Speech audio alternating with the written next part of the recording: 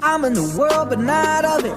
I praise God every day and I love it. I say what I want and I say what they want. I stand for the truth and what's right and they don't. Life is simple, it's no puzzle. Common sense will tell you not to wear a muzzle. Fear no evil, trust no people. When in doubt, shout, I'm a believer. I fear no man, though the world is broken. God, shine your light on me. I fear no man, though the world is broken. God, shine your light on me. I offend everybody, the left, right, in the middle. Blame my parents because I've been this way since I was little. It used to be normal, now everybody praying to crystals. No wonder why it's so easy for the devil to trick you. They treat you like dogs, putting muzzles all on your faces, forcing kids to wear them in schools. Doesn't this seem outrageous? They ban Bible scriptures on TikTok. Let's go to Target! Let's go to Target! Get some PlayStations! Let's go to Target!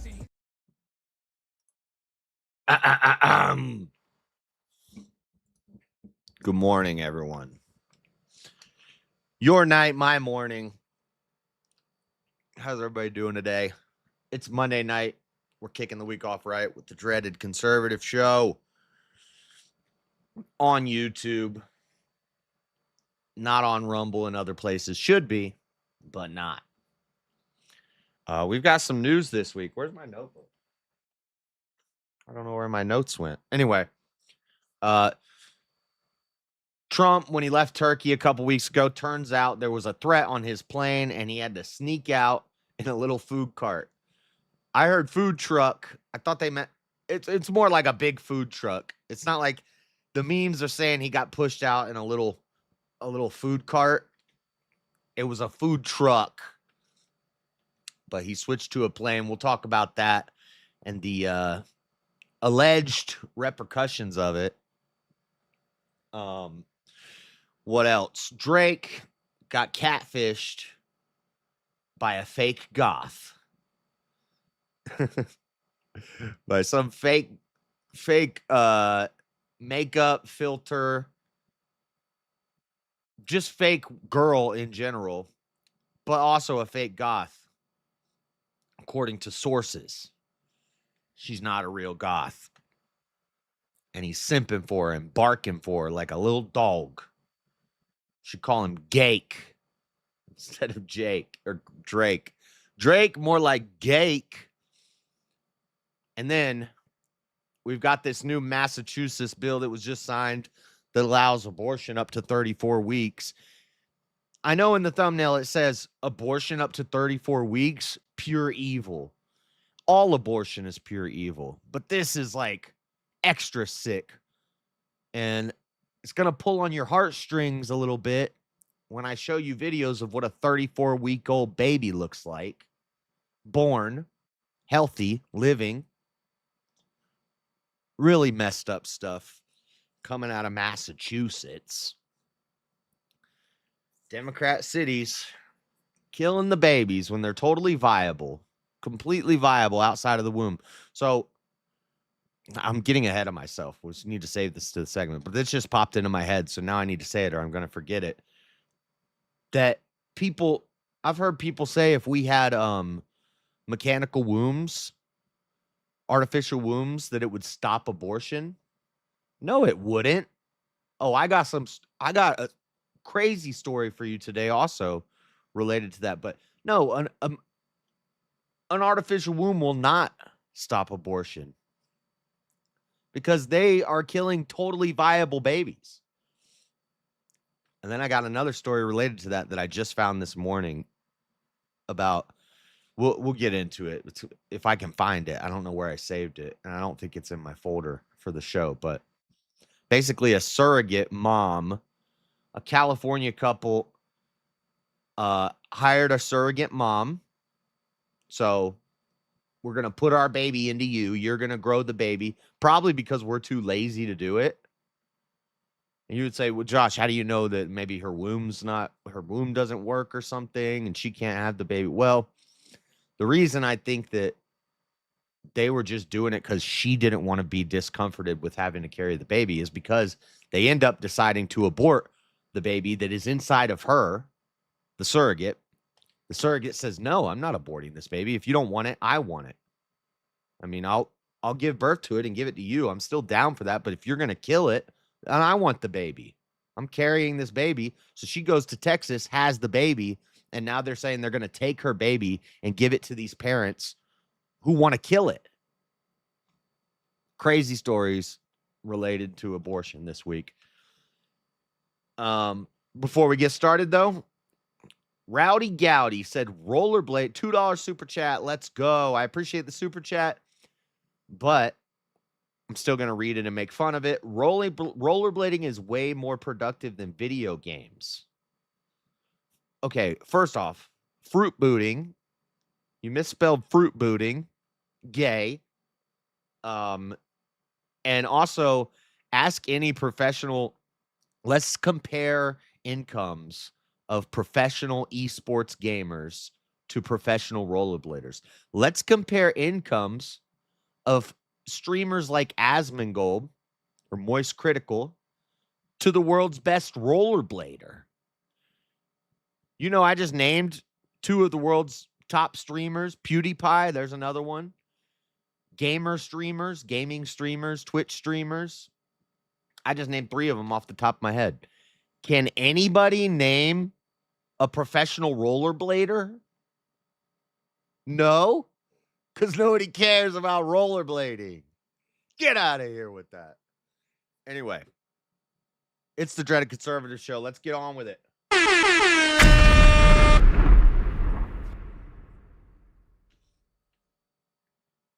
My GDP? I didn't say anything about GDP. Talking about people being productive in their lives and doing something that people are interested in and that is profitable. Not roller gating. That's the gayest comment I've ever seen in my life. Wow. All right. So we're going to start with this. We're going to save the abortion stuff till the end, I think. Oh, no, actually, I got Drake stuff at the end. Okay. We're going to do the Trump stuff first. So BBC says Trump hid in a catering truck in secret plane swap over Iran threat, reports say. Now, this goes back to the NATO summit. I believe they were in Turkey, and there was a threat that Iran was targeting Air Force One. And so Trump snuck out. They had this plan. They probably always have this backup plan if they get a threat or they get a warning or anything like that. And he got on a food truck, which I think I have a video of it right here. If it's going to, I don't know if it's going to play. What the heck is wrong with this video?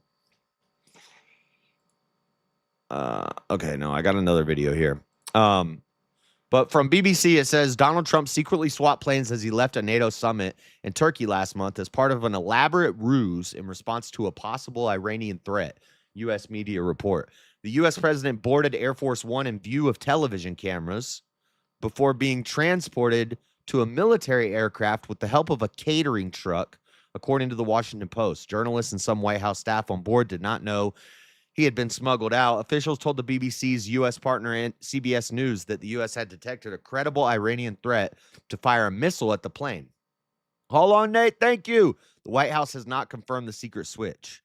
Trump had earlier said he was Iran's number one target, the biggest target. Some say the most valuable target during a summit in Ankara. So, we do have pictures here from BBC. Let's go to this.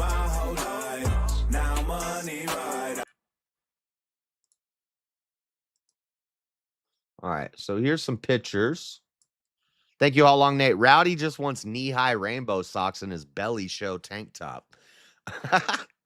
I can imagine Rowdy Gowdy with some rainbow socks and some rollerblades. Dude, he's got like the fancy ones with the 3 big wheels. and he rides around and he does the thing where he's like on his heel and his toe and he crouches down and he's like just skating around the park. Got some pink headphones on. Wow. Smoking candy cigarettes. All right. So Trump boards old Air Force One to leave Turkey on the 8th of July. So this is way back, but this came out this week.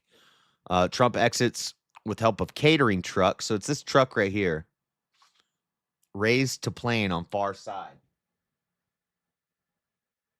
So it's not the memes I saw when I heard catering truck. I thought it was one of the food carts that they push around like at hotels, like the boxes the food carts inside of the plane.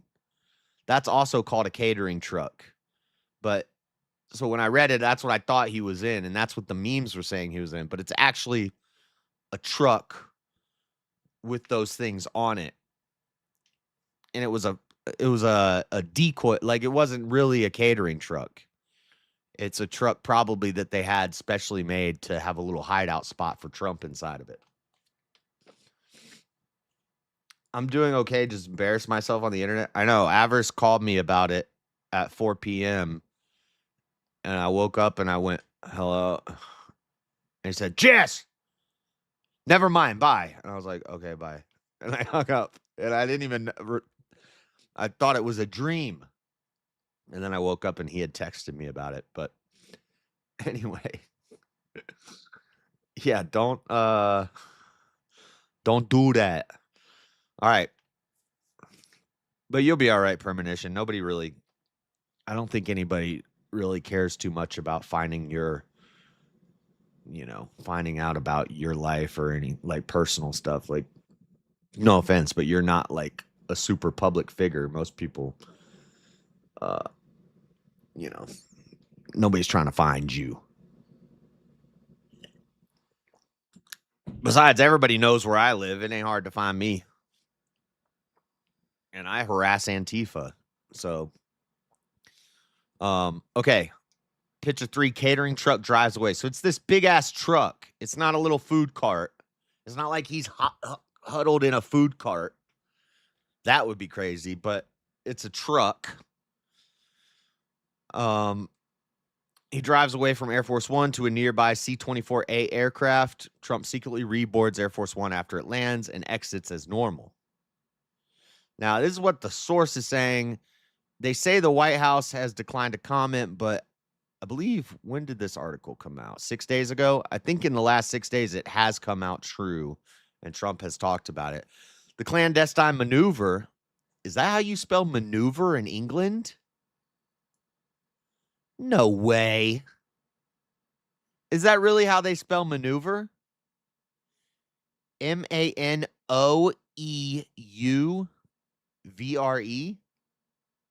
O-E-U? That's too many vowels in a row. Maneuver. The clandestine maneuver came a day after the U.S. renewed military strikes on Iran, following a breakdown of negotiations between Washington and Tehran to end the war. Trump had arrived in Turkey aboard a newer Boeing 747-8 donated by Qatar, but announced that he would leave on the old Air Force One for old time's sake. On 8th of July, footage showed him boarding the presidential jet in Ankara Airport, but according to Washington Post, he was then secretly taken to a smaller C-24A military aircraft, a modified Boeing 757, often used by the vice president via a catering truck that had been elevated to plane level on the opposite side to where he had boarded. So that's the story. Okay, cool. There were threats. He had to escape. Let's watch the video, but then there's more developments on this. And we'll get to those after we watch this video real quick.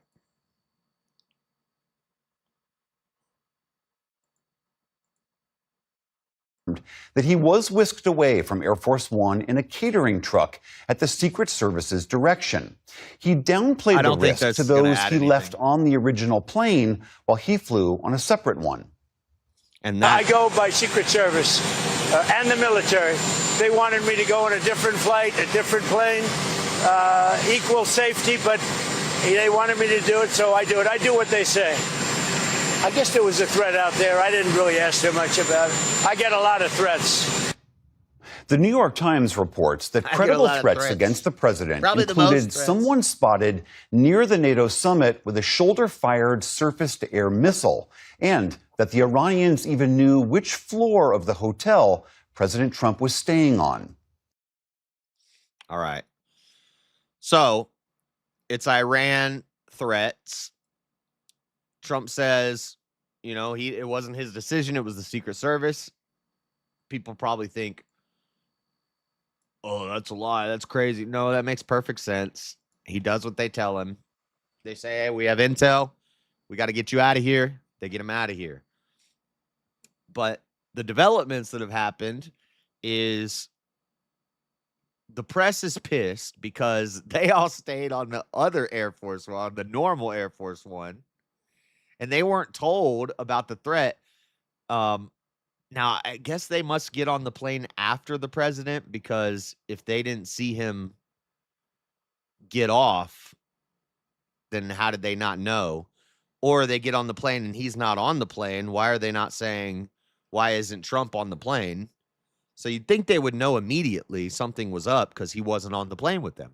He was on the plane with them on the way back, on the way out, but not on the way back. How do they not? They didn't notice that he wasn't on the plane, or they saw him get on the plane and then they get on the plane and he's not on the plane. They don't have any questions about that. So the press is pissed. They're like, you put our lives in danger and you snuck away. First off, the president is the most important, what's it called? Asset on that plane. You guys are all expendable. And you knew the job was going to be crazy when you took it. Trump has had three credible assassination attempts. Well, I mean, if you count the Iranian splinters or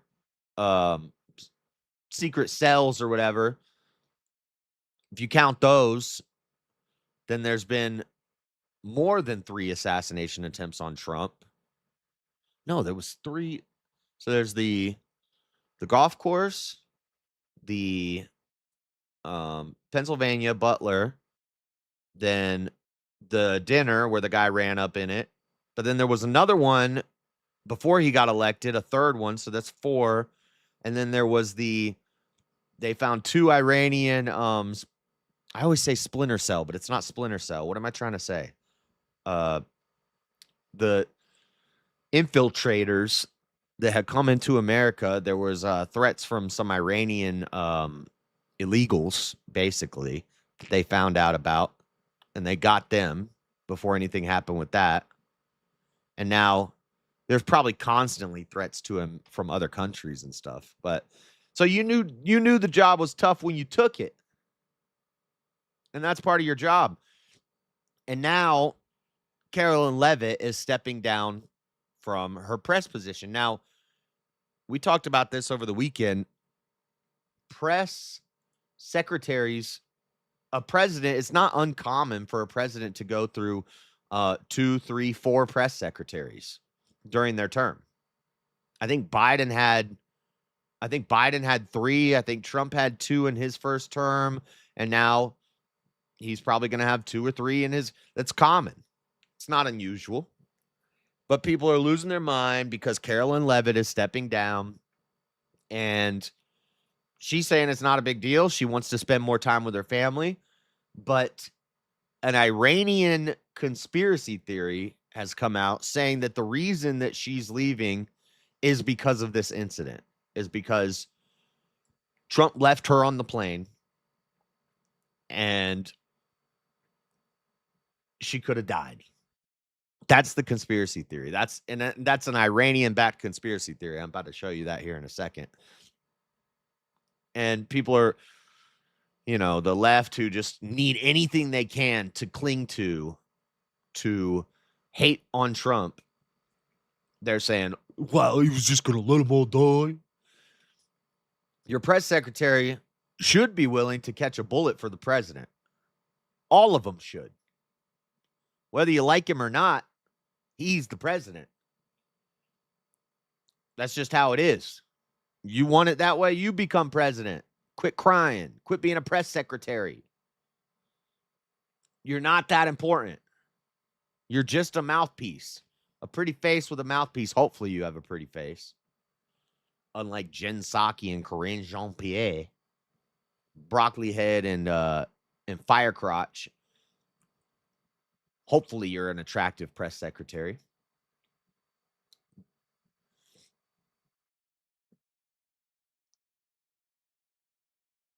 She was in danger in her mind. I would quit also if that were true. Well, then you shouldn't be in that job position. You should probably just be staying home.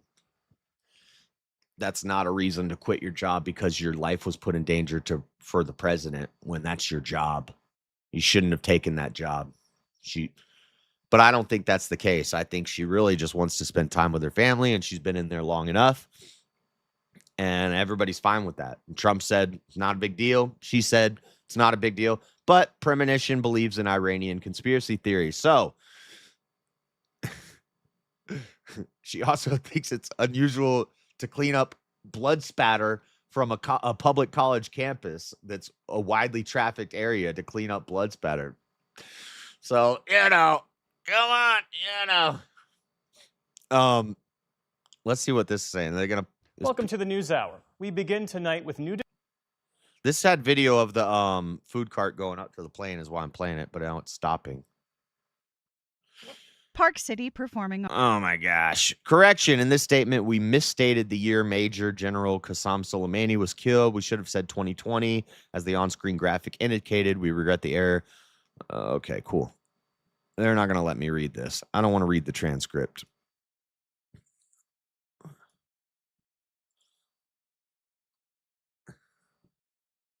Okay.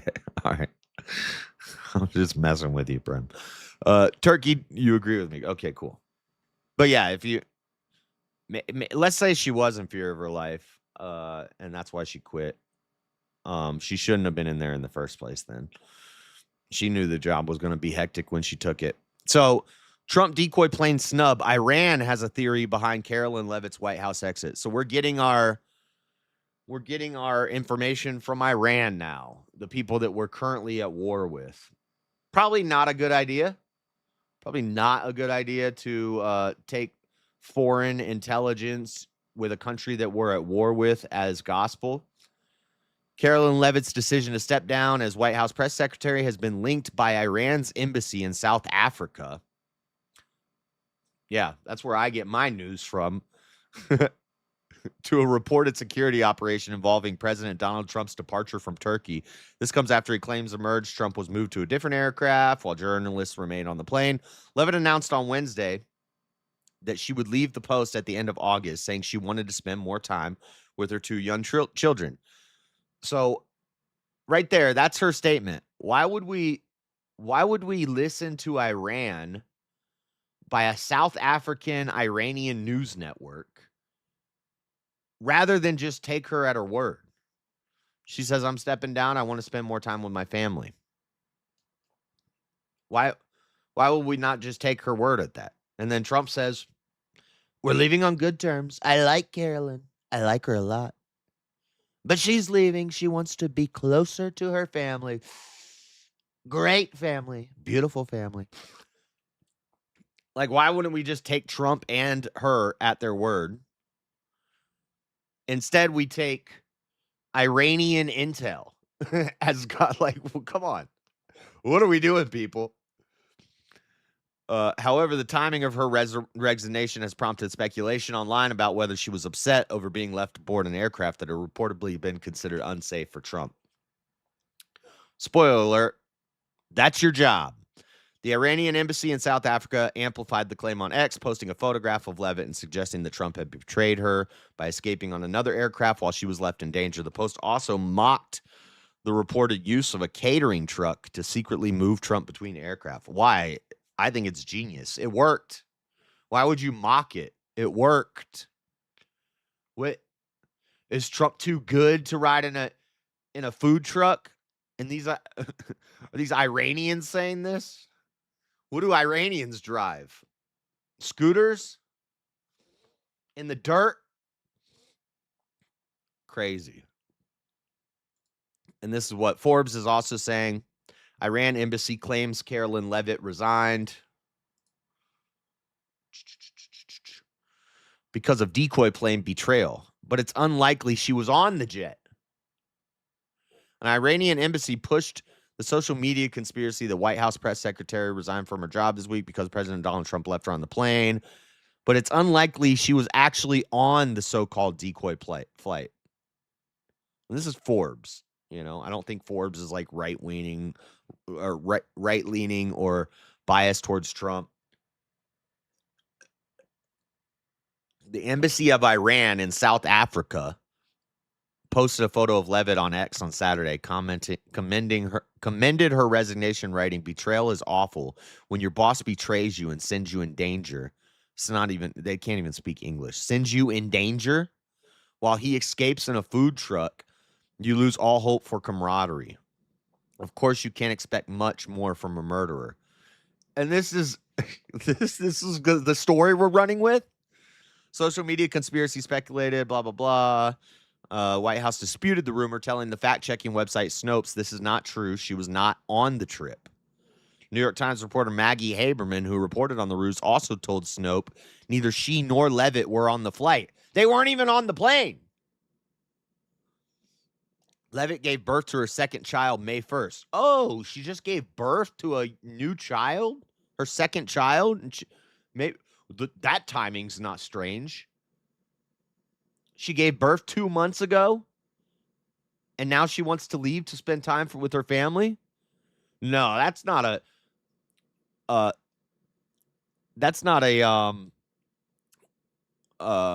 am I looking for? Sorry, I'm trying to... That's not interesting timing. Where did it say? Anyway, convenient timing. She just had a kid, her second kid, and she wants to spend more time with her family. Nobody think, and that's what she says. That's what Trump says. She wasn't on the plane. But yet somehow we're talking about an Iranian conspiracy theory to try to besmirch the name of Trump, and people run with it. Crazy.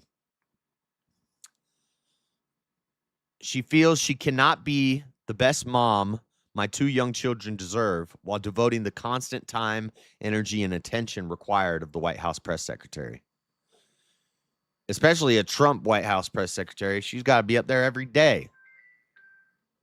Why is he calling when I'm in the middle of a show? Why are you calling me in the middle of a show?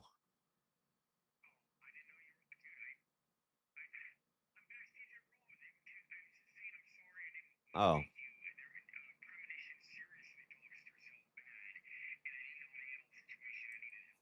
Oh, okay. Well. What? Damn. Why do you do that?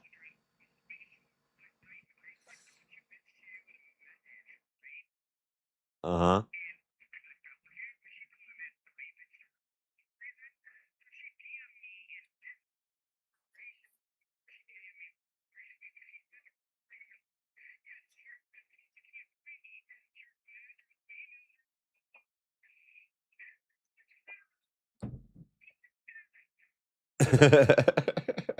Okay.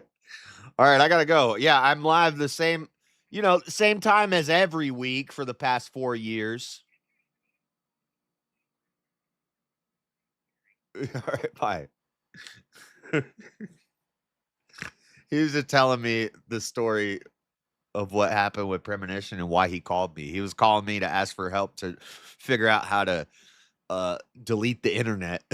like I'm some internet whiz and I can tell you how to infiltrate X and delete everything. I didn't do it. Yeah. Well, I'm not going to share that whole story, but I guess some of you already know what happened. Anyway, so that's it. I think also we have Independent. Carolyn Levitt quit so fast it blindsided Trump, and there's no plan to replace her as press secretary. Now, I don't have this, but I've seen pictures of proposed potential replacements, and I think it's all women, and I think he's going with a brunette this time. That's my prediction. He goes with a brunette this time. There's this one girl on X they were showing. It was fake news, and it was fact checked at the bottom, but it was this girl who's like super ripped, and she's got abs, but she's like posing in like bikinis with like abs and stuff. And people are like, this is Trump's new press secretary. This girl models half naked. She's like a bodybuilder. And Melanie Mac Go Boom is commenting like, that's a really good body. It takes a lot of work and dedication to keep a body like that. Whatever. And then it said, and then, so I guess Melanie Mac Go Boom commented that before she saw that it was fake news. But why would you comment that? Like, no, that lady was wearing a thong, half naked in videos. We don't need her as a press secretary. Now, the other brunette lady they showed was pretty hot. But we'll see. I doxed myself accidentally. I know. I heard the story. Ay caramba. Everything? Crazy.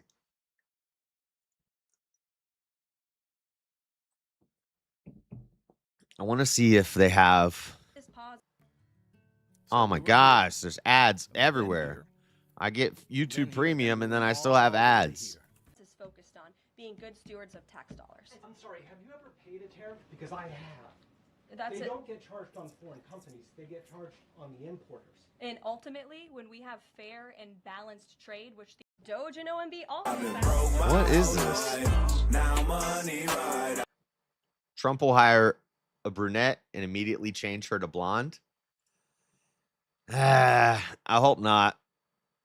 Caught off guard, Trump was caught off guard by the sudden resignation of Carolyn Levitt as his press secretary and does not intend to name a replacement for her when she steps down at the end of this month.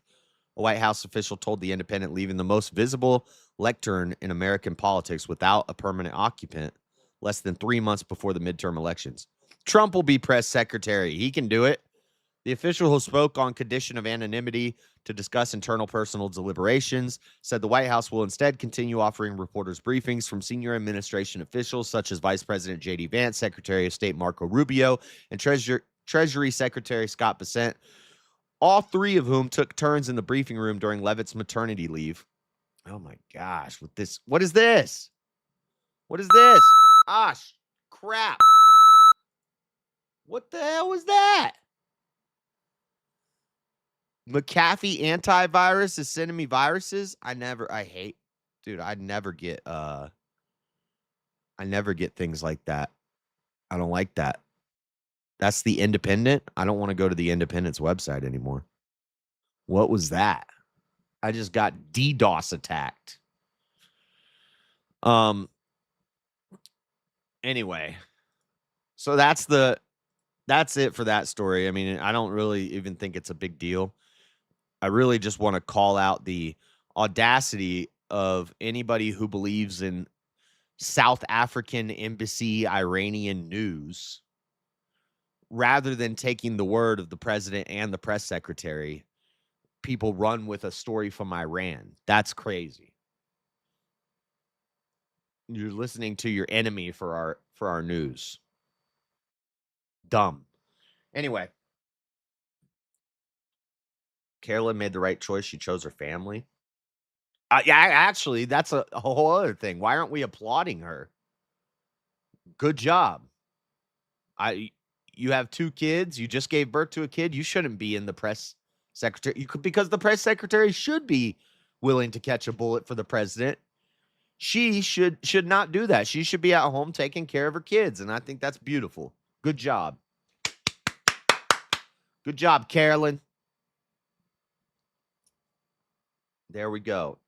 And Marilyn, not Carolyn, says, "Oh, brother," meaning in her mind, the Iranian story is true. This woman needs some sense knocked into her. Marilyn, we're talking about Carolyn, not Marilyn. All right. Now, I almost want to do this last because this is the important one. Let's do the goofy stuff first, and then we'll go to the important news. Yeah. I'm gonna actually change my order up here. We're gonna save the abortion stuff until last. We're gonna go now to some goofy entertainment news. Do I have the clips of this? I do. I have a lot of clips. I have a lot of clips for this one. All right. Easy should do a goofy of the day on this.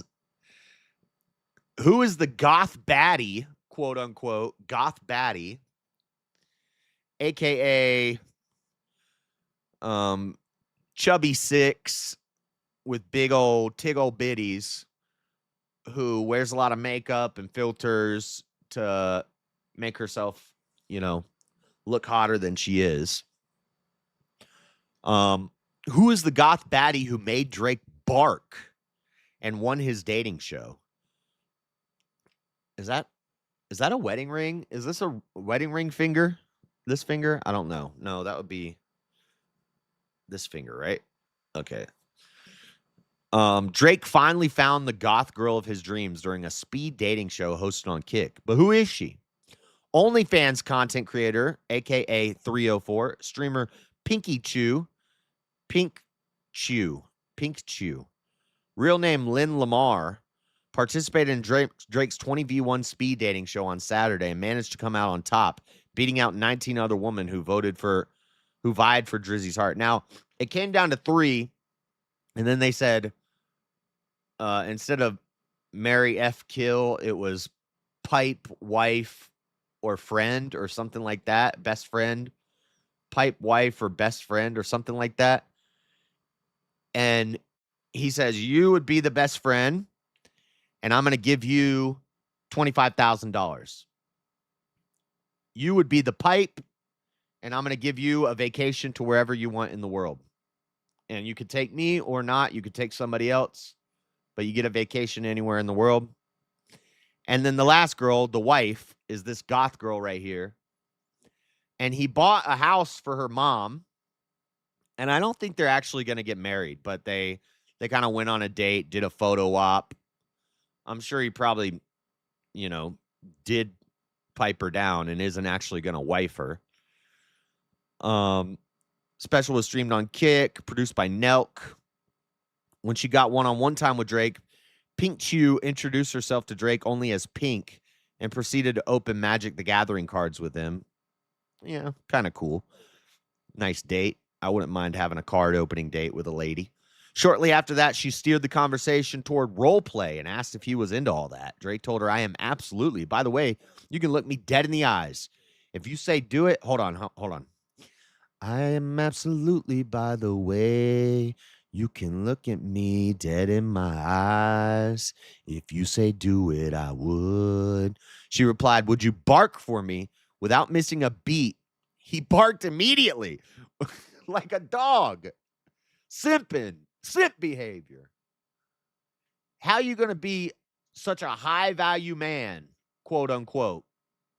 You're rich, you're attractive, you're talented, and you're going to bark for this woman? Simp behavior. Not good for the culture. Not a good look for the culture. Drake caught wind of the moment going viral and apologized to iShowSpeed for telling him not to bark at women. Darren, I retract my statement, he said, while also sharing a video showing Speed reacting to the viral clip. Pink Chew, I thought it was Pinky Chew, but it's Pink Chew, was one of the 3 finalists alongside Lena the Plug. I didn't watch it. I listened to this while I was at work. It just played. I didn't know Lena the Plug was one of them. She's still married to freaking God. Adam 22 is such a cuck. Dude, this is the culture. It's simps and cucks. Simp and cuck culture. Now, Lena the Plug is getting divorced from Adam 22. Shocker. You let your wife get D'd down by a big old black man, and then a year later you're getting divorced. Shocker. And now she's trying to get piped down by Drake. Oh my God. And none of these girls are like dimes. Lena the Plug is not a dime. This chick is not a dime. Drake can't get a dime? The girls in his music video are hotter than both of these chicks. And they're both Can I say that on YouTube? Whore? I think I can. It's in the Bible. So let's watch some of these clips. It's so hilarious.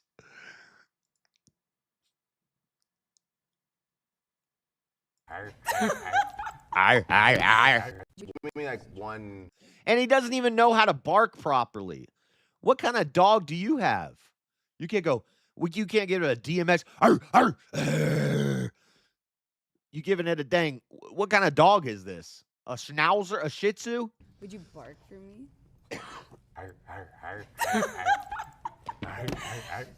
Good boy. Yeah. You know what the rule I'm play like, would I know it. Give me like one. And she's not hot. She's fake. She's just got tig old bitties. That's about it. I mean, she would be great if you were on a cruise and the boat was going down. Them things probably flotation device. That's about all she's useful for. Would you bark for me? Okay. Oh my God. I need that on the soundboard. Hi. What kind of dog is that? Sounds like a Down syndrome dog. Oh my Lord. Here's this is funny.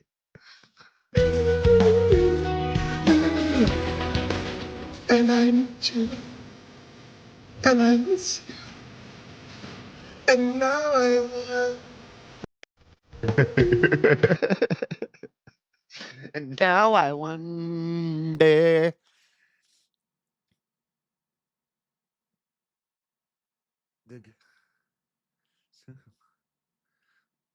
Being lovely. Oh, time out, Marilyn. Okay. I'm not super lovely. And I need you.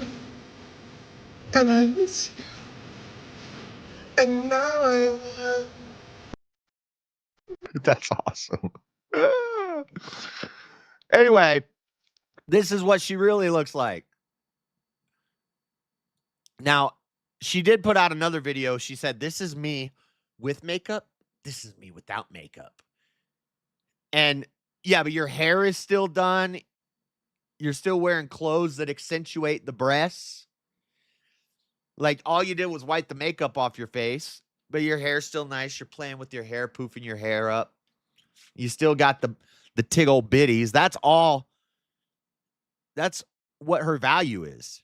And she markets herself that way. Nobody cares about you as a person. They care about your big tits. That's it. And rumor is, now I'm not into goth culture. I had a phase when I was like, we called it freak. It wasn't really goth because it was like goth with a little bit more color. But I wore the black Jinkos that were like giant around your feet and shopped at Hot Topic and had like the ball, the silver balls on my necklace and the rubber barbed wire on my hand. You know, I kind of went through wasn't goth, but it was, I don't know, Mudvayne shirts and stuff like that. Never wore black, makeup. Never wore no makeup in my life. No black fingernails, nothing gay like that. But I had, a little close to, I guess, gothic. But, I'm not really into the goth culture. I don't know a lot about it. That Jake Monroe guy, I'm not really a big fan of him. But he said he would know. And he said she's a total fake goth. and that you can tell because she doesn't have any piercings or tattoos. Where's all her face piercings? Where's all her tattoos? And his take made a lot of sense. He said she's doing this because it's popular right now, which, I mean, you could probably say the same thing about him, but you could tell he's dedicated because he does have the tattoos, and I think he's been I think he's in a band or something. I think he's been doing this, you know, most of his adult life. So he's dedicated to that subculture. But he said this girl's totally fake and that she's just riding a trend, and you can tell because she doesn't have piercings all over her face and tattoos. If she was a real goth, she'd have some crazy piercings, some crazy tattoos. She doesn't have none of that. So she's just riding the wave of goth that's popular right now. After years of confessing his adoration for goth baddies, Drake finally managed to secure one of his own. Like, he couldn't just go to a rock concert and immediately grab like 10 of them out of the audience that are all hotter than this chick. Following her win, people slammed her for not being a real goth, calling her a cosplayer who is LARPing the aesthetic. Though I won't claim to understand the intricacies of goth etiquette, Pinky Chew's pre-goth pictures show her wild transformations over the years. I mean, she's wearing like a rock band shirt here. She's at least looks kind of like a rocker chick. And then she starts accentuating the tatas. She realizes, oh, I can go on Twitch or I can go on OnlyFans and just show off my tits and get a lot of money. It's giving way to a horrible trend. The internet has never been a bastion for great morals. People are being really gross about her on Twitter, especially some men are slamming the influencer's changing appearance for the simple fact she's hot and went on a date with Drake. I don't think she's hot. She's cute. I can't stand the black lipstick. Any chick with black lipstick, no. That's weird. It looks weird. I don't like it. I would never kiss a girl wearing black lipstick. But here's the thing. People change, whether they're age, makeup, surgery, or by doing dark rituals to possess another person's body. It's really not that deep unless you're jealous that she went on a date with Drake. No. Oh, my God. It's all. Who wrote this? What is this? Salon? thetab.com. Oh, and here's her, mocking Christianity. And she wears crosses. You're goth. Well, I guess some goth people do wear crosses. Like, I know in the Orthodox community, if you go to a dang liturgy, half the people there look gothic. There's a lot of black, wearing a lot of black, dark colors, but a latex low-cut top showing off the tatas while wearing a nun hat and a cross, that's called blasphemy. Get out of here, demon woman, you vixen. Here, bikini pic, fake, filtered. This is Brian Atlas posted this. Drake got brutally catfished by the fake goth baddie. The makeup, the filters, the Photoshop, the plastic surgery, sad. This is edited to all hell. This is all filters and Photoshop and makeup. And then this is what she really looks like. Which, if she just accepted, herself and loved herself and made quality content, I would not be saying this. But she's an OnlyFans chick whose only existence is to show off her titties. And Drake is a beta male simp. And he bought her mom a house, which is nice, but.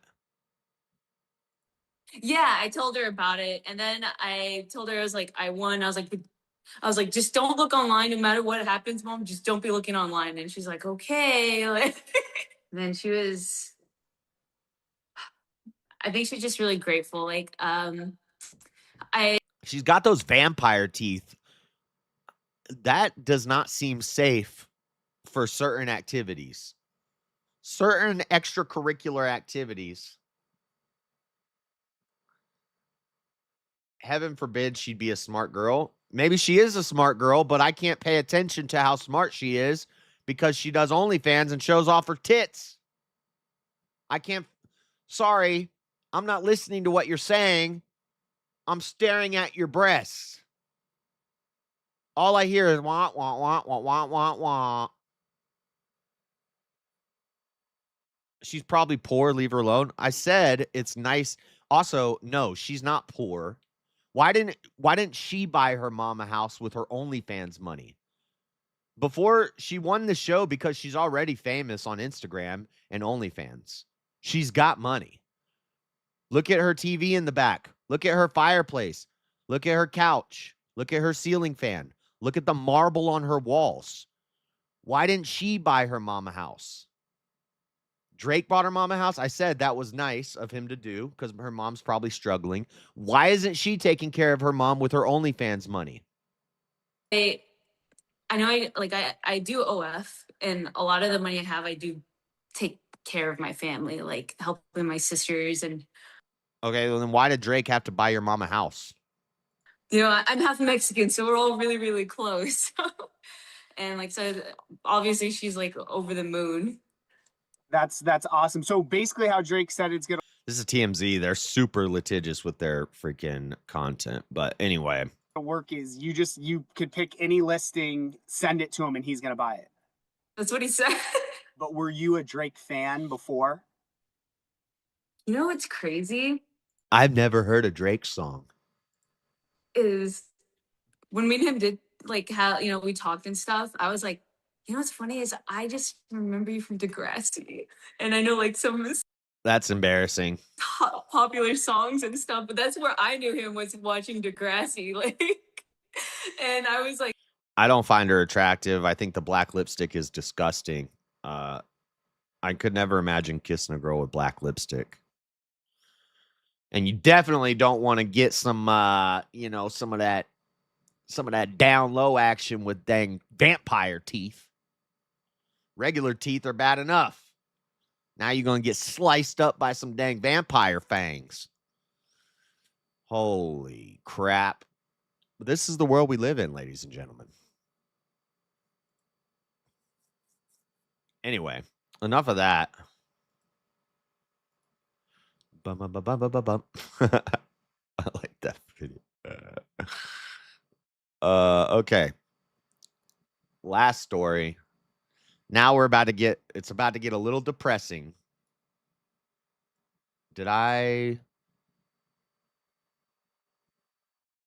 Hold on, I got to find something real quick. Bookmarks, where did I save it? YouTube, it should be...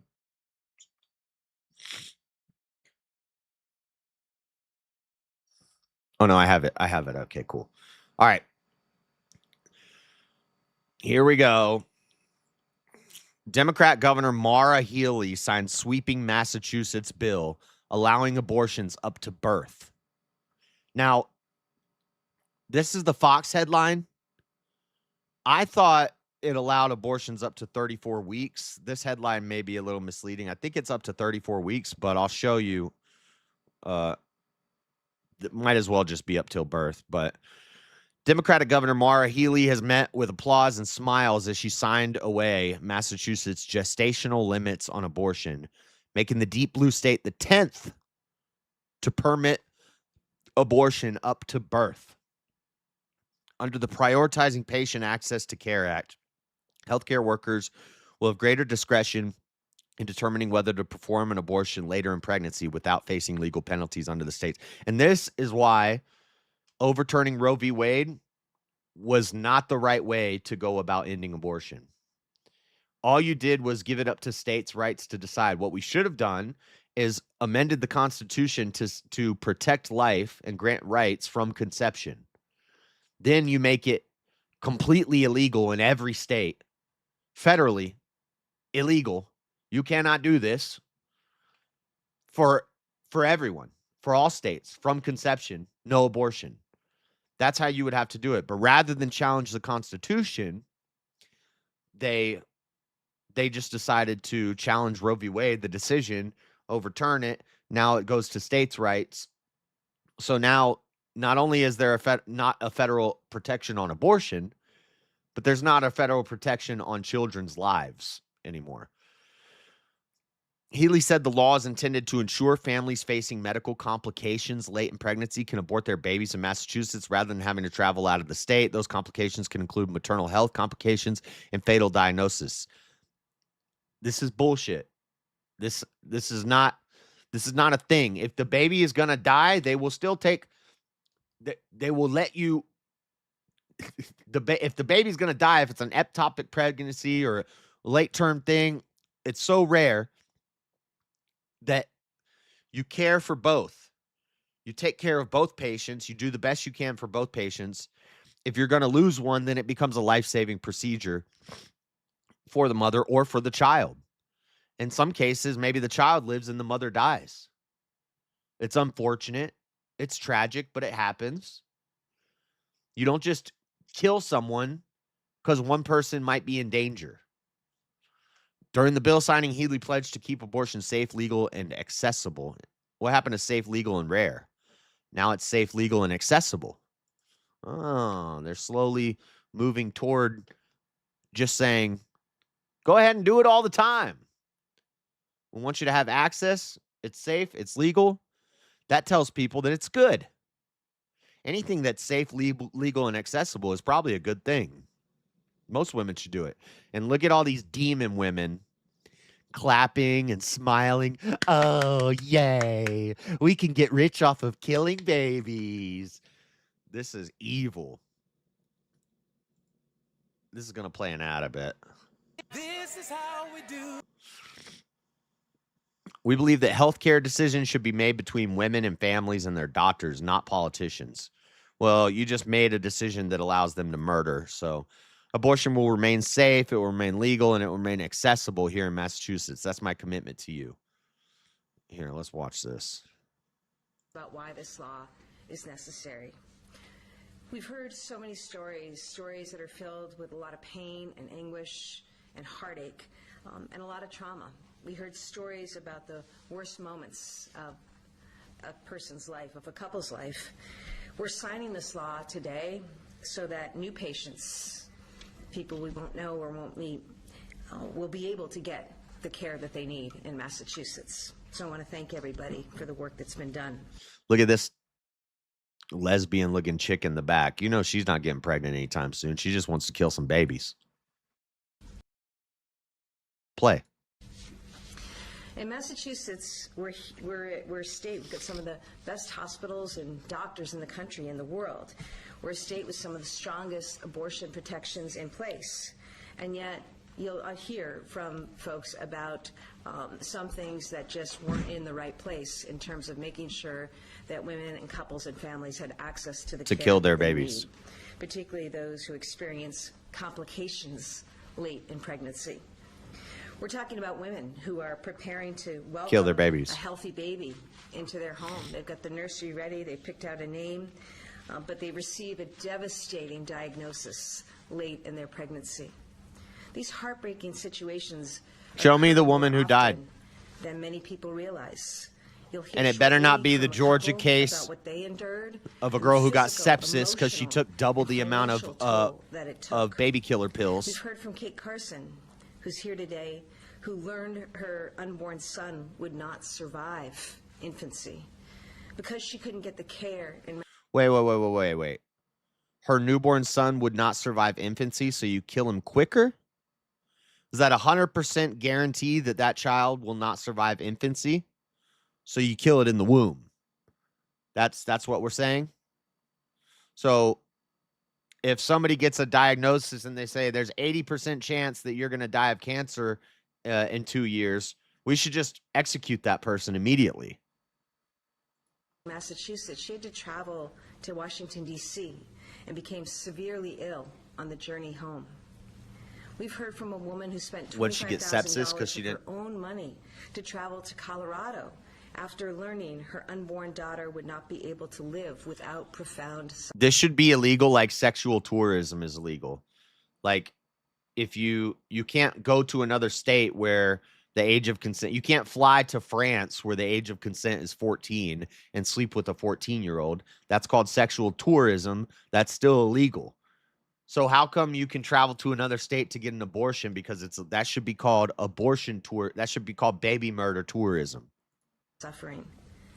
We've heard from a Massachusetts doctor who's too often forced to tell patients father. with That's severe Stillborn's dad. complications that they must leave the state in order to receive care. We've heard from a physician in Maryland. Is the beeping coming from the clip? A growing number of patients from Massachusetts traveling not only from states with abortion bans like Texas and Louisiana, but traveling from states like Massachusetts. And now we're going to bring in a bunch of people from Texas and Louisiana. They're going to come to our state to get their abortion so we can make the money off of the dead babies, and we can make money off of selling the stem cells. Today, we're changing that. Today, mothers and fathers and families who experience these devastating diagnoses, and they are devastating, heartbreaking. Now they'll be able to make their own choices. They'll be able to get the care that they need right here in Massachusetts. Now, the law that I sign is against the context of the moment that we're in the time in this country. We know that protecting abortion access and reproductive health care has been under fire. We saw it when the Supreme Court overturned. I hate the language they use. You mean protecting the right to murder babies? Roe and the Dobbs decision back in 2022, the first time a court has ever taken away a right that was given. We've seen it as they didn't take away a right that was given. What are you talking about? Donald Trump and Republicans in Congress continue to pass. You're literally able to do this in your state because Roe v. Wade was overturned, you dumbass. What right was taken away? The right to kill babies. These people are evil and disgusting. This is the most diabolical, evil thing in our world right now. Abortion legislation, including extreme abortion bans. Today, 1 in 3 women in America live in a state with an abortion ban. Good. President Trump's should be 3 out of 3. General Todd Blanche over the weekend. We're taking your rights. Roe v. Wade should be made, quote, permanent in every state. That's what we're up against. In this moment, it is up to the states to lead. And as governor, I promise that no matter what Donald Trump or Republicans in Congress or the Supreme Court does, we're going to continue to make sure to kill babies. That women and families have access to kill the babies. health care that they need right here in Massachusetts. We're going to make sure that women in particular are able to make their babies health care decisions, not the government. It's why I took steps to stockpile mifepristone 3 years ago when it first came under attack. Pills to murder your baby. It's why I signed the strongest shield law in the country to protect patients, murder your babies, and doctors and nurses who provide that care. And it's why provide I'm signing baby this bill murder. Today. We believe that health care decisions should be made baby murder between decisions. women and families and their doctors, not politicians. You said that already. It will remain safe. It will remain legal. And it will remain baby murder here in Massachusetts. That's my commitment. Evil and disgusting women. Extremist and barbaric. Massachusetts Democrats break ranks over new abortion law. New law removes restrictions on abortions past 24 weeks, allowing the procedure based on physician judgment. Now, maybe that's what I saw. For some reason, when I first saw this, I thought it said that it made abortion available up until 34 weeks. But it's up till birth. So this video that these shorts that I'm about to show you really don't matter. I thought it was 34 weeks. I wanted to show you what a premature 34-week-old baby looks like. But it's even worse than that. How many weeks is in 9 months? 36. 36. So 34 is not even that bad, but not even that premature. This is what a 34-week-old baby, I mean, 9 months is only 36 weeks. So these aren't even that premature. I think there have been babies born that survived What's the most premature baby that survived?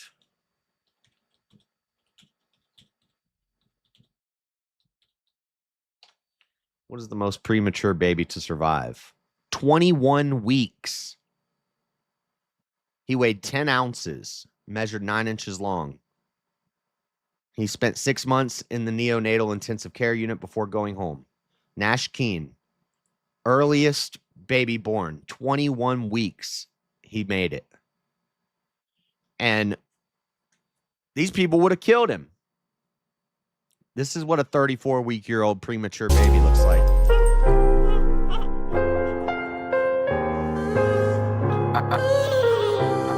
This is what and this is not a chemical abortion. You can't do a chemical abortion with this. They stick a needle in there, kill the baby, and then they put pincers and forceps in there and scissors, basically like scissors. They chop up the limbs. They pull them out one by one. They put them in a thing. They crush the skull, and then they pull out the skull fragments one by one, and they make a little recreation of the baby in a pan, basically a bedpan, so that they can make sure they didn't leave any pieces in there, because God forbid the mom get, some sort of infection or sepsis because there's baby skull left in her uterus.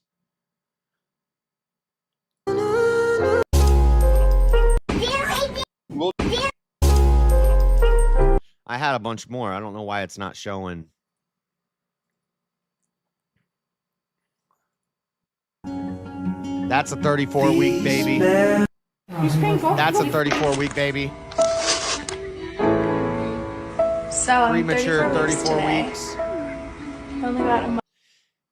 And 34 weeks isn't even medically, it's not even difficult to give birth to. They've done it with a 21-week-old baby. Was born premature and lived and survived. And they're chopping these things up and ripping them out of women. And the woman's asleep. She doesn't see any of it. And then they sell it for stem cell research so these women have makeup for their face. Oh, crazy conspiracy theory. No, it's not. That shit's real.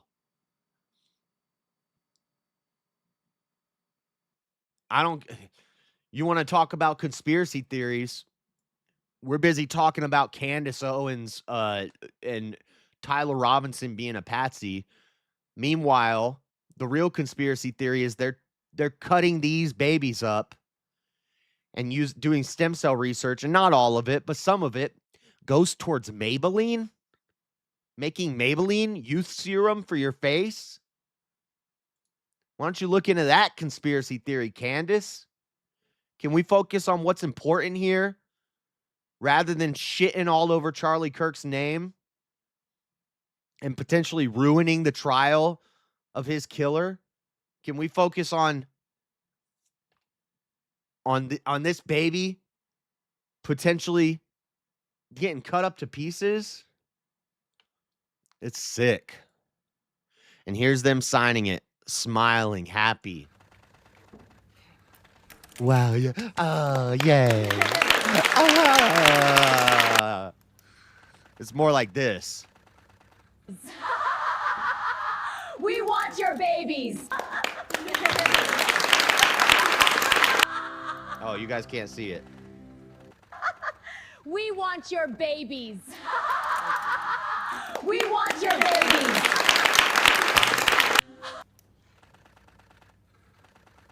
Wow. Evil. Evil, evil stuff. Massachusetts abortion law, horrendous, top Catholic bishop says. The head of the U.S. bishops is criticizing the state of Massachusetts for what he said was its shocking decision to remove any limits on abortion there. So it's not 34 weeks. I was wrong about that. I thought it was just 34 week. They took the limit up to 34 weeks, but might as well take it to 36 birth, which they did. But it's not even that they just did this.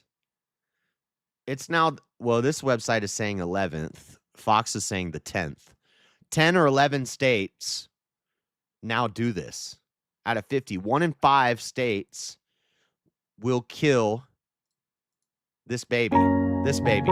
This baby. Okay? Just much, okay? Yeah.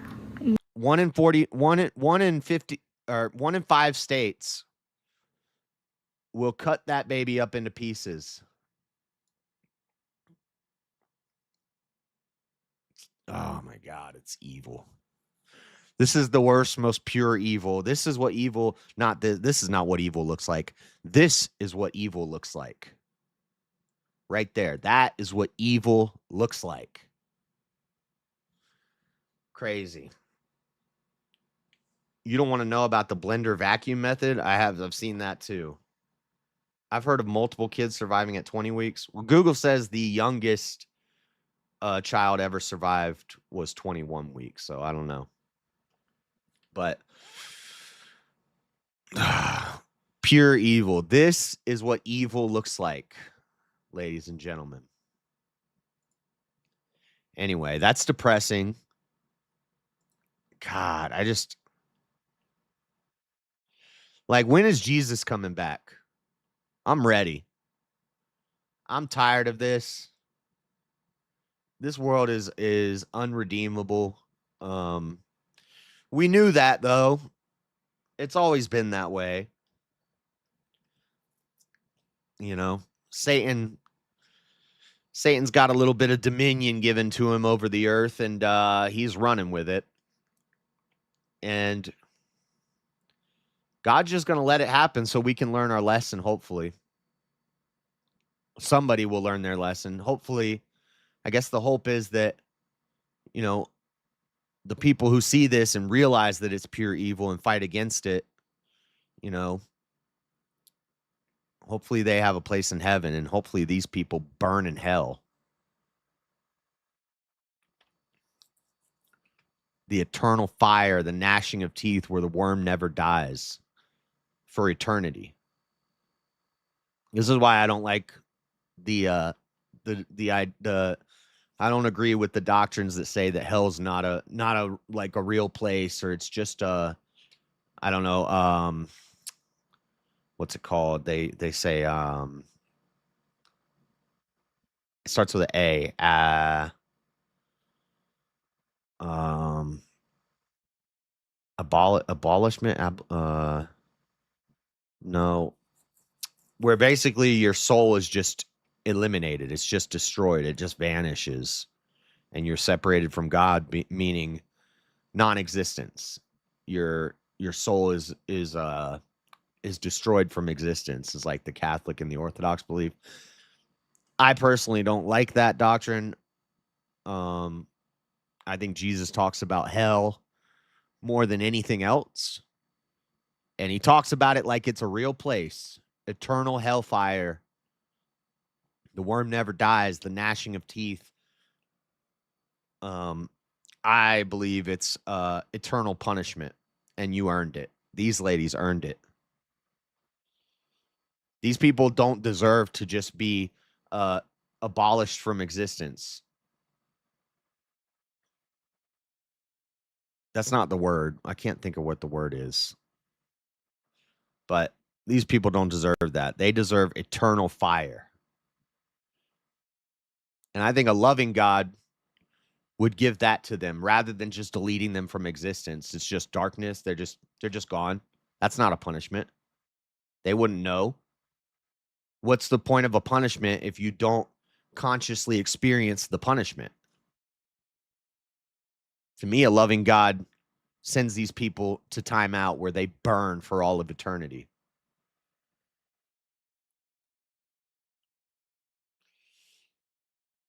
They aren't. Okay, well, that's a conspiracy, Marilyn. Why would they do that when they could make more money off of the stem cells?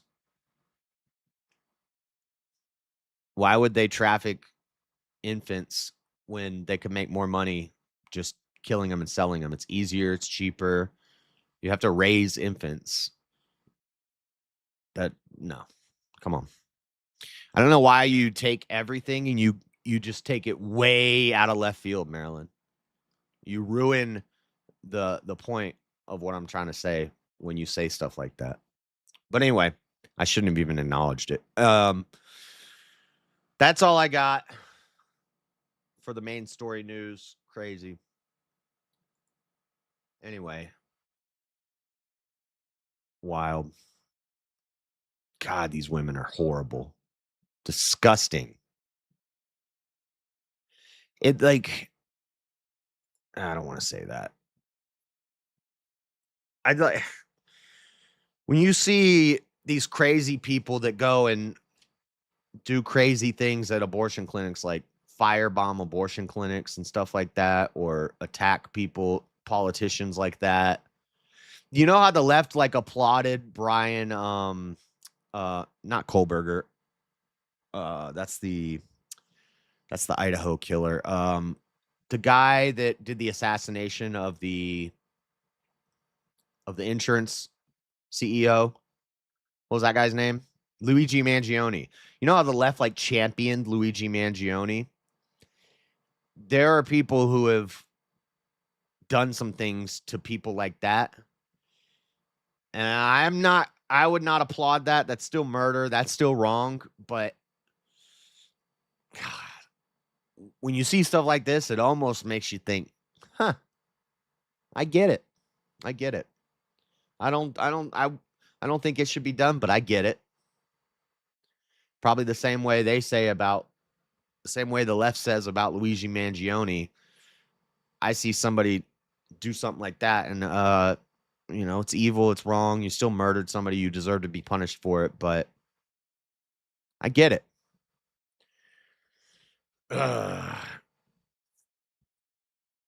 Crazy. Anyway.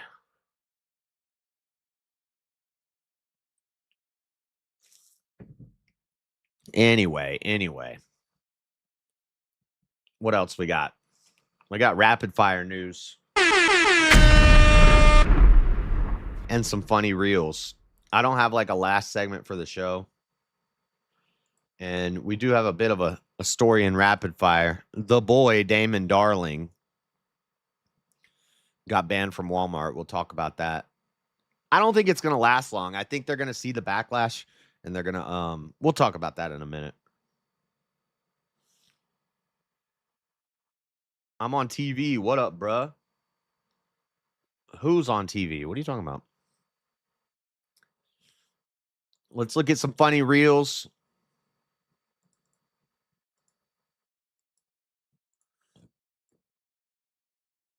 First off, did you see the newest episode of Slap? Power Slap? You guys see the newest episode of Power Slap? Andrew Wilson and Candace Owens were on there.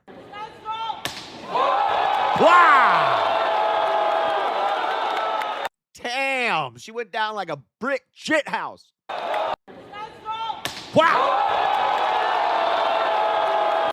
Power slap down. Of course, this is referring to the Andy and Candy debate that happened this past weekend. I heard Jake Rattlesnake was commenting on a lot of people's comments on it.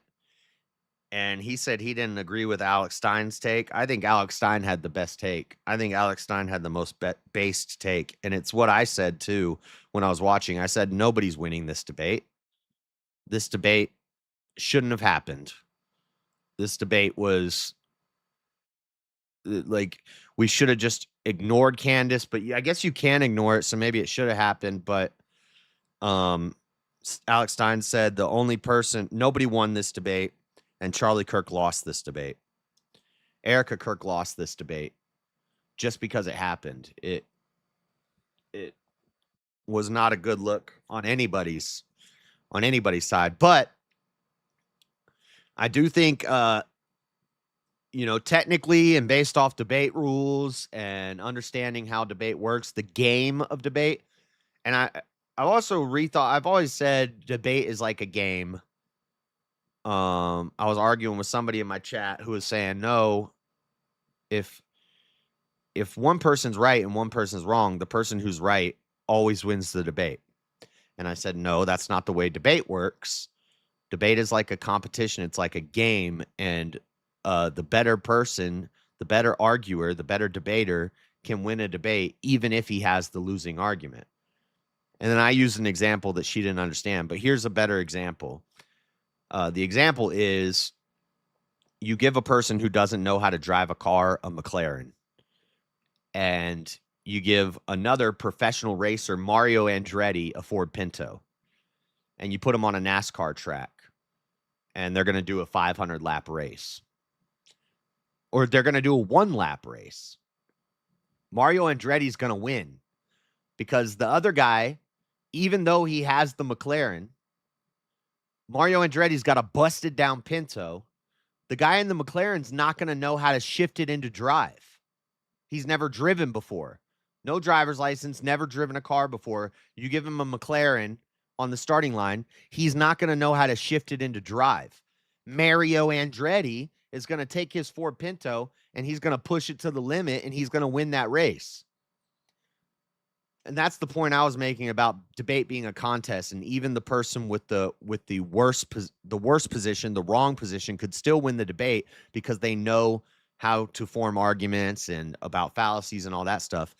But that's one context of what debate means. Debate could also just mean some debates you're looking to win the debate. Some debates you're looking to find the truth. I believe this debate was a truth-seeking debate. And if that's the case, then Andrew won because Candace only made baseless claims.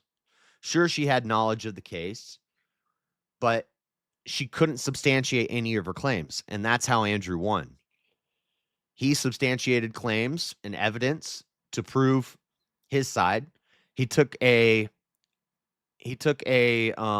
reasonable position that he was 75 to 85% sure that Tyler was guilty. Then he presented evidence to show that leaned towards convincing any normal person of his guilt. And then Candace said 0% that he's guilty. And then proceeded to show no evidence to debunk the claims that he's guilty. So on technicality and finding the truth and rules of debate, things like that, Candace got crushed. She got smacked out. But if debate is just a popularity contest and it's not about finding truth, it's about having the better rhetoric, optically looking better, having a bigger audience who's going to dick ride for you, or in this case, vagina ride for you, then you win the debate. All those people are going to think Candace won. Anybody who knows anything about debate and logic and reason and rationality, anybody with an IQ, that's what everybody's been saying. It's an IQ test. Anybody with an IQ over 80 will see that Andrew won. Even though he looked bad there was they say, oh, his toe was tapping because he couldn't have his cigarettes. He probably had a Zin in. His toe was probably tapping just because when you're sitting in a chair for 3 hours, sometimes your feet start dancing, restless legs. I get it all the time. Most normal people will tap their foot if they're in a chair for a long period of time. He had an earpiece in. Dumb fuck. They all had earpieces in, and you could see it. Like, PBD had to come out on his show, and they asked him, they said, Andrew was wearing an earpiece, Pat. And he's like, guys, Candace's production crew gave us all those earpieces. And he has to say it. He has to confront these accusations and say it to prove it. These dumbasses, what debate were they watching? You see all three of their earpieces in the debate. Pat turns his head, you see the earpiece. Candace pushes her hair back, and she plays with her earpiece at one point. At one point, they're all three messing with the earpieces, trying to hear what the clip is saying. They're like, we can't hear the clip. Those earpieces were so that they could hear the clips that were being played. So they all had earpieces. You see all of the earpieces in the debate. People like Andrew had an earpiece. These people are retarded. His foot's tapping. Okay, he took an optic L with the gotcha at the end. And I was freaking out during the debate. I was saying, oh, this is bad. This is cringe. This is bad. This looks bad. He needs to back off this. But he doubled down and he kept going in on it. It looked bad. He took an optic L on that one part of the debate, and he admits to that. And everybody acknowledges that. That doesn't mean he lost the whole debate because of one optic win. She only won this debate if you're a retard. Bottom line. And notice in the chat, the people who pipe up the most, who are saying that that he lost. You know, so point proven.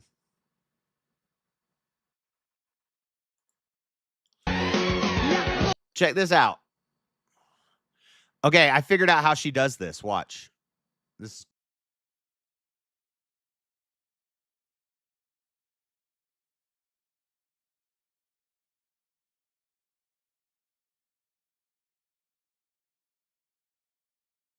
I figured out how she did it, guys. You got to start with your hand already twisted up. I'm going to spill this.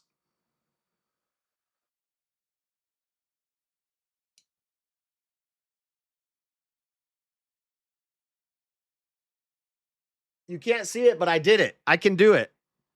The trick is you start with your hand. You twist your hand back and down. You start with your hand like that. That's the trick. And then you could do it. Hold on. I'll show you. I'm doing it, guys. I'm doing it. Look. Watch this.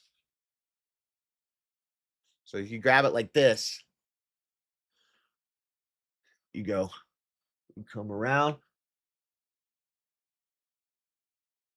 Hold on. I'm doing it wrong. I'm doing it wrong. Hold on. Wait.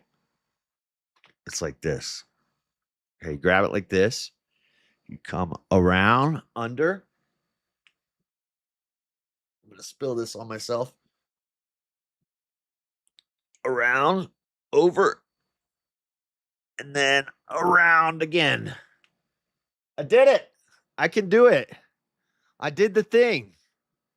See, it's not just Swedish girls who can do it.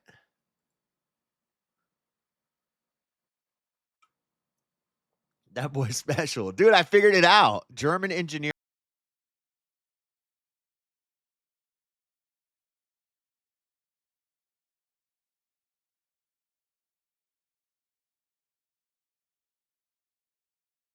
Can do that. That's not even that impressive. I figured it out. What else we got? Oh, we got AOC on Love Island, guys. Have you guys seen AOC is going to be on Love Island? Check this out. Brace yourself. A new bombshell has entered the villa. Damn! I'm Alexandra, but you can call me AOC. Damn, AOC looking fine. Bro, why do we get so hyped up over AOC? Lena Lupez Godinez. What's her name? Lena Godinez or whatever she's way hotter than AOC. Way hotter. Not even close. But we hyperfixate on AOC. But she's going to be on Love Island. Check this out. This is real. I'm 36, from the Bronx. I'm feisty, and yes, I'm also a congresswoman. I was engaged, but let's just say he was a bit of a loser. So I froze my eggs, and now I'm ready to have some fun and find my man. I froze my eggs and broke up with him, and now I'm going to Love Island. Next step in my career. And then I'm going to run for president, and people will vote for me. Real talk? I've got my eyes on JD. He's the finest man in this villa. JD Vance. Look at JD Vance. Looking like a caveman. Totally my type. I just don't know if I can get past his politics. Zoran? I'm obsessed. I heard he's opening his own government grocery store, too. Maybe I can be his little snack. Oh, my God. Abdul's a total short king. He doesn't seem to love the Jews, but I don't mind. He doesn't seem to love the Jews, but I don't mind. Neither do I. Look, I'm not here to make friends. I'm here to find a hot guy who'll be my ride or die.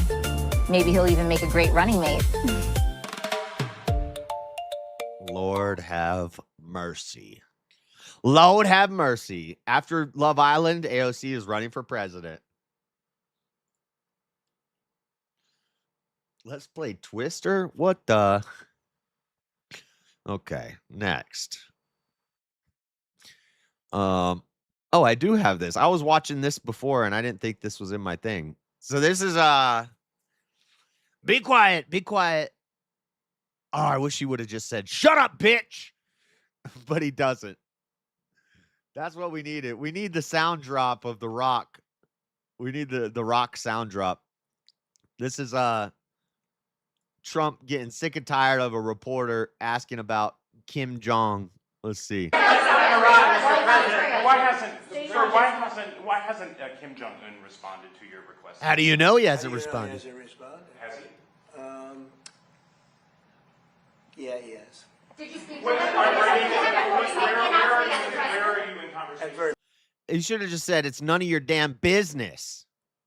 Positive. Well, just so you understand with South Korea, look, South Korea has been. And listen to this. We were getting $3 billion a year for protecting South Korea from North Korea, and then Joe Biden came in and ended it. Protected by us for many, many years. And during my first term, they agreed to pay close to $3 billion a year for protection because we don't, they essentially. Oh, that sounds good.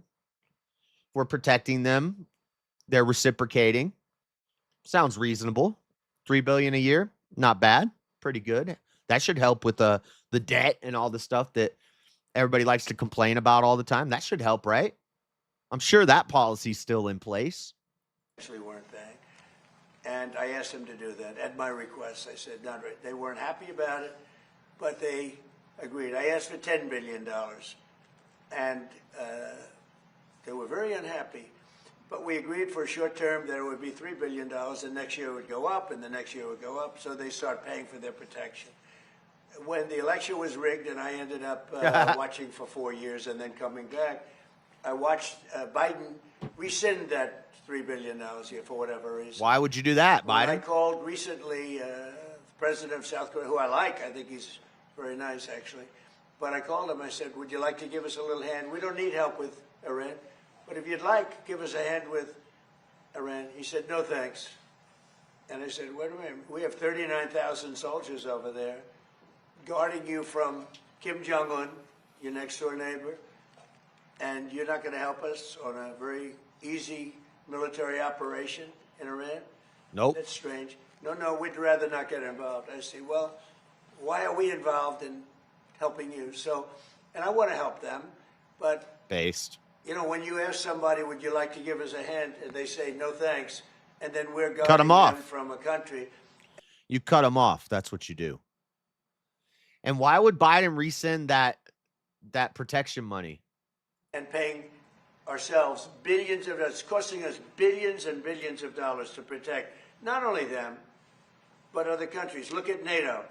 We spend hundreds of billions of dollars protecting Europe from Russia. Hundreds of billions, mostly from Russia, but from other things too. China.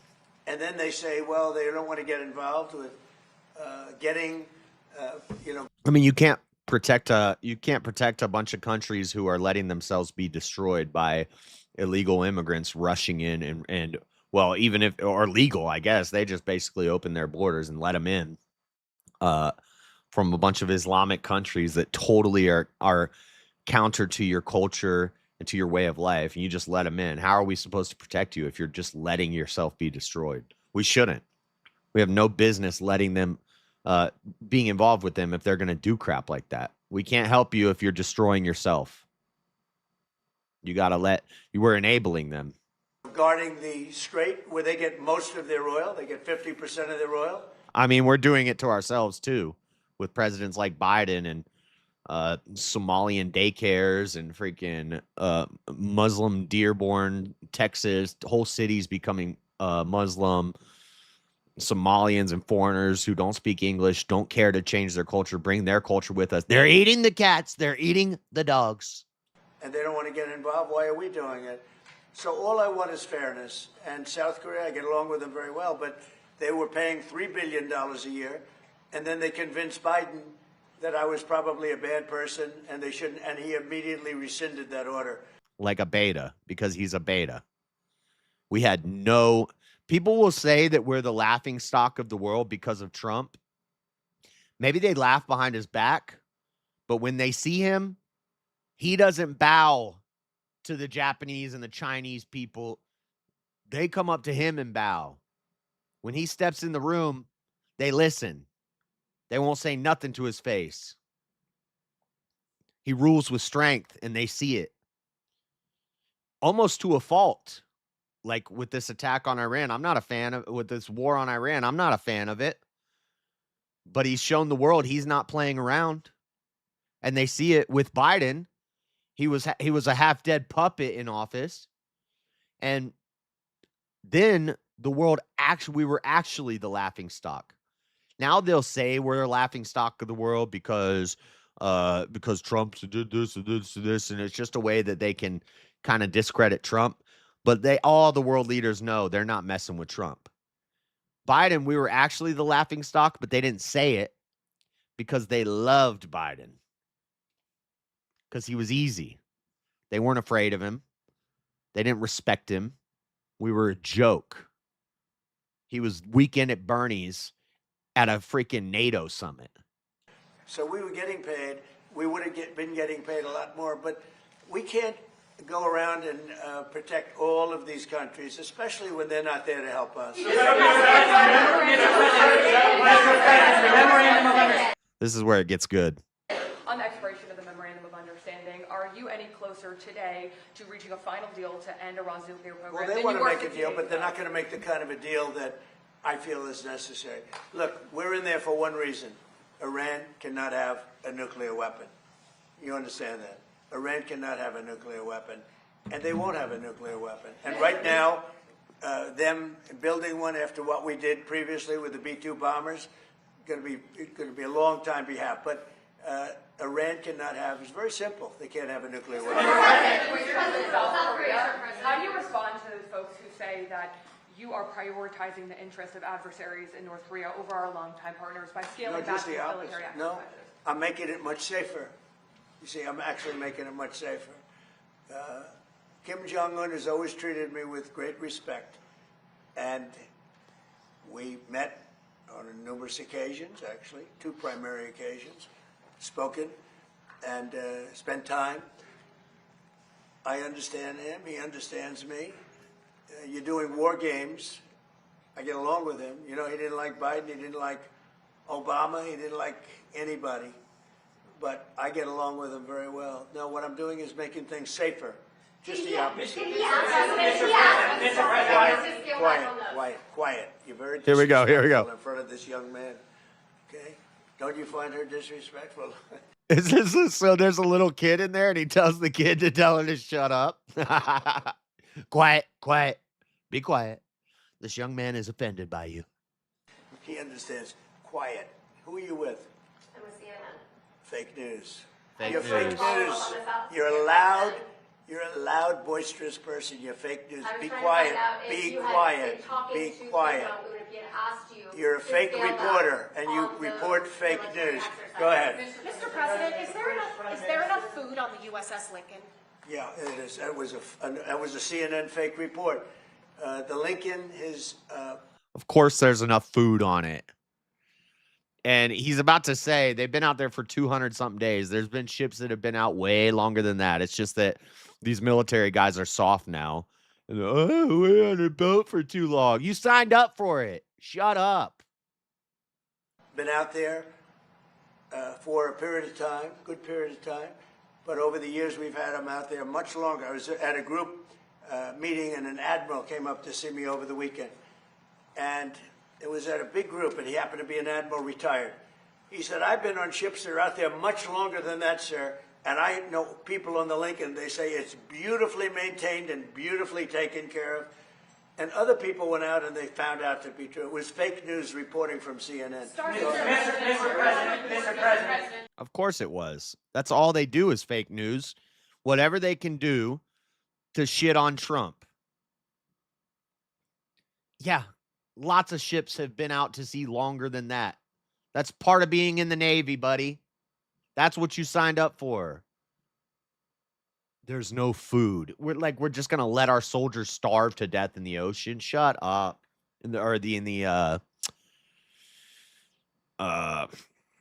Now I can't remember the name of it. In the Strait of Hormuz in the Persian Gulf. There's a report that a senior intelligence official with the CCP just bought a historical building overlooking the White House. Have you heard about this? Okay, but that's it. We do have the USS Lincoln story coming up here in a bit.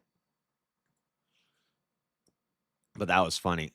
Quiet, quiet. He didn't tell the kid to tell her to be quiet, but he said, "Isn't she rude?" The kid was probably like, "Yep, very rude." Nice. Let's see the genius of Candace Owens at work right now. Through every second of my show, trying to find me mispronouncing words, calling out Candace Owens, and waiting for her to make a mistake so they can try to delegitimize every effort that she is making to get to the bottom of this thing. Legitimize. People were just trying to delegitimize. Now, to be fair, Nick Fuentes made a video talking about this, about how Candace can't pronounce words right. And he starts listing off words that she mispronounced, and he's pronouncing them correctly. He gets to macabre, and he says macabre. And I was like, Nick, you can't attack somebody for mispronouncing words and mispronounce one of the words. It's macabre. It's not macabre. Why the crime scene was immediately paved over and the soil was excavated. This caricature of Candace Owens, there has been so much toxicity. Oh, toxicity. Toxicity. I am saying this in its true denotative meaning. It is Denotative. Is a biennial joint military operation. Sex slave was hired by music mogul. The Ukrainians now have yachts. They've got shallots in Switzerland. The IDF even dropped. A shallot is a onion. Napalm. Candace, have you had a chance to see the Michael biopic yet? I wanted to see the Michael biopic. Wheeled. That one's not bad. I think that's a tomato situation, biopic or biopic. I think that's a tomato situation. You could say it either way. I'm okay with biopic. A cutlass, the machete, with such flourish, like fruit of the loom. Apparently there was no cornucopia. I am so very disappointed in Kash Patel, Dan Bongino, and Pam Bondi, who all made these grandiose promises. Many people within the White House believe that it was staged as well because of some other security protocol. Is it grandiose or grandois? I think it's grandiose. Anomalies that took place that night. And we're going to say we're not going to be isolationalists because we're just going, when are we allowed to just be isolationalists? And it wasn't a slip of the tongue. That's how she says it. They showed it multiple times. Isolationalist. We're going isolationalist. She said it 3 times. Nobody corrected her the first time. I could understand you slip of the tongue, you mispronounce something once, but she actually thinks the word is isolationalist. Us having any shred of moral decency and upset about that somehow makes us monstrous. You know, this monstrosity. This monstrosity was a part of the monstrosity. The monstrosity, it really wakes you up to the monstrosity. Monstrosity. That's still bloviating. Monstrosity. Rather than just saying that's monstrous. But she can't say monstrous. She says monstrosity. Repeatedly. And nobody corrects her. And a CEO and a chairman has to compartmentalize. You can't compartmentalize. Compartmentalize. There was a philosophy class called Senior Sem, and he used to come in every day with a debacle. Taylor Swift was somehow involved in this entire debacle. Hey, go get my debacle box. We're going fish and get my debacle box. The Kanye West debacle, Christ is King debacle, the Christ is King. Dude, this is crazy. I watched like 5 seconds of this. I thought each one she just mispronounced one time, which is, I thought, this is kind of being nitpicky, but it is funny. But no, she says these words habitually wrong. Non-debacle, Jeffrey Epstein, this whole debacle, Epstein debacle. I have a Rumble channel, but I'm not live on it right now because I have to set all that stuff up, and it's annoying. Can't tip on YouTube. You could send a Cash App or a Venmo or a PayPal, which are the preferred methods, because then YouTube doesn't take 30%. So those are always the most appreciated. Nightbot has all the information for that. It's just at jsurbanadventures on Cash App and PayPal, $ Dreadedconservative on Cash App. But those are actually the priority options. But I know I need to do Rumble too. And I can. It's just I don't have StreamYard, so I gotta go into Rumble Studio and do it every stream. And I wake up and I start the stream, so I don't have it all set up for every Monday show. But I should. And him wanting to move on from the Epstein debacle, the FISA debacle, Hamptons debacle, whole debacle, and that whole debacle, entire debacle. We knew a kerfluffle. Nobody told her that she's saying it wrong after the first 3 times. Happened as this dress kerfluffle causes this whole race kerfluffle, a serious kerfluffle. I did not grow up in a Prince household beyond a couple of his major hits, namely Raspberry Beret, retired Green Beret, to do it again posthumously. Okay, I say posthumously, and Shiva has attacked me over this.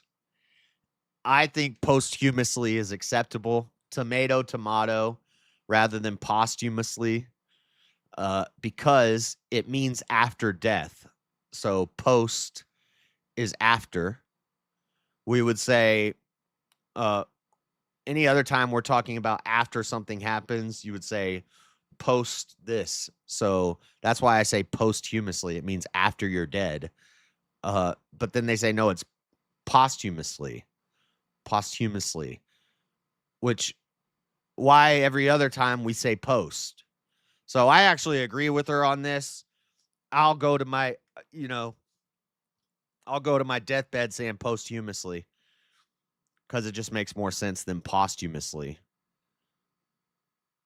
Posthumously. Posthumous.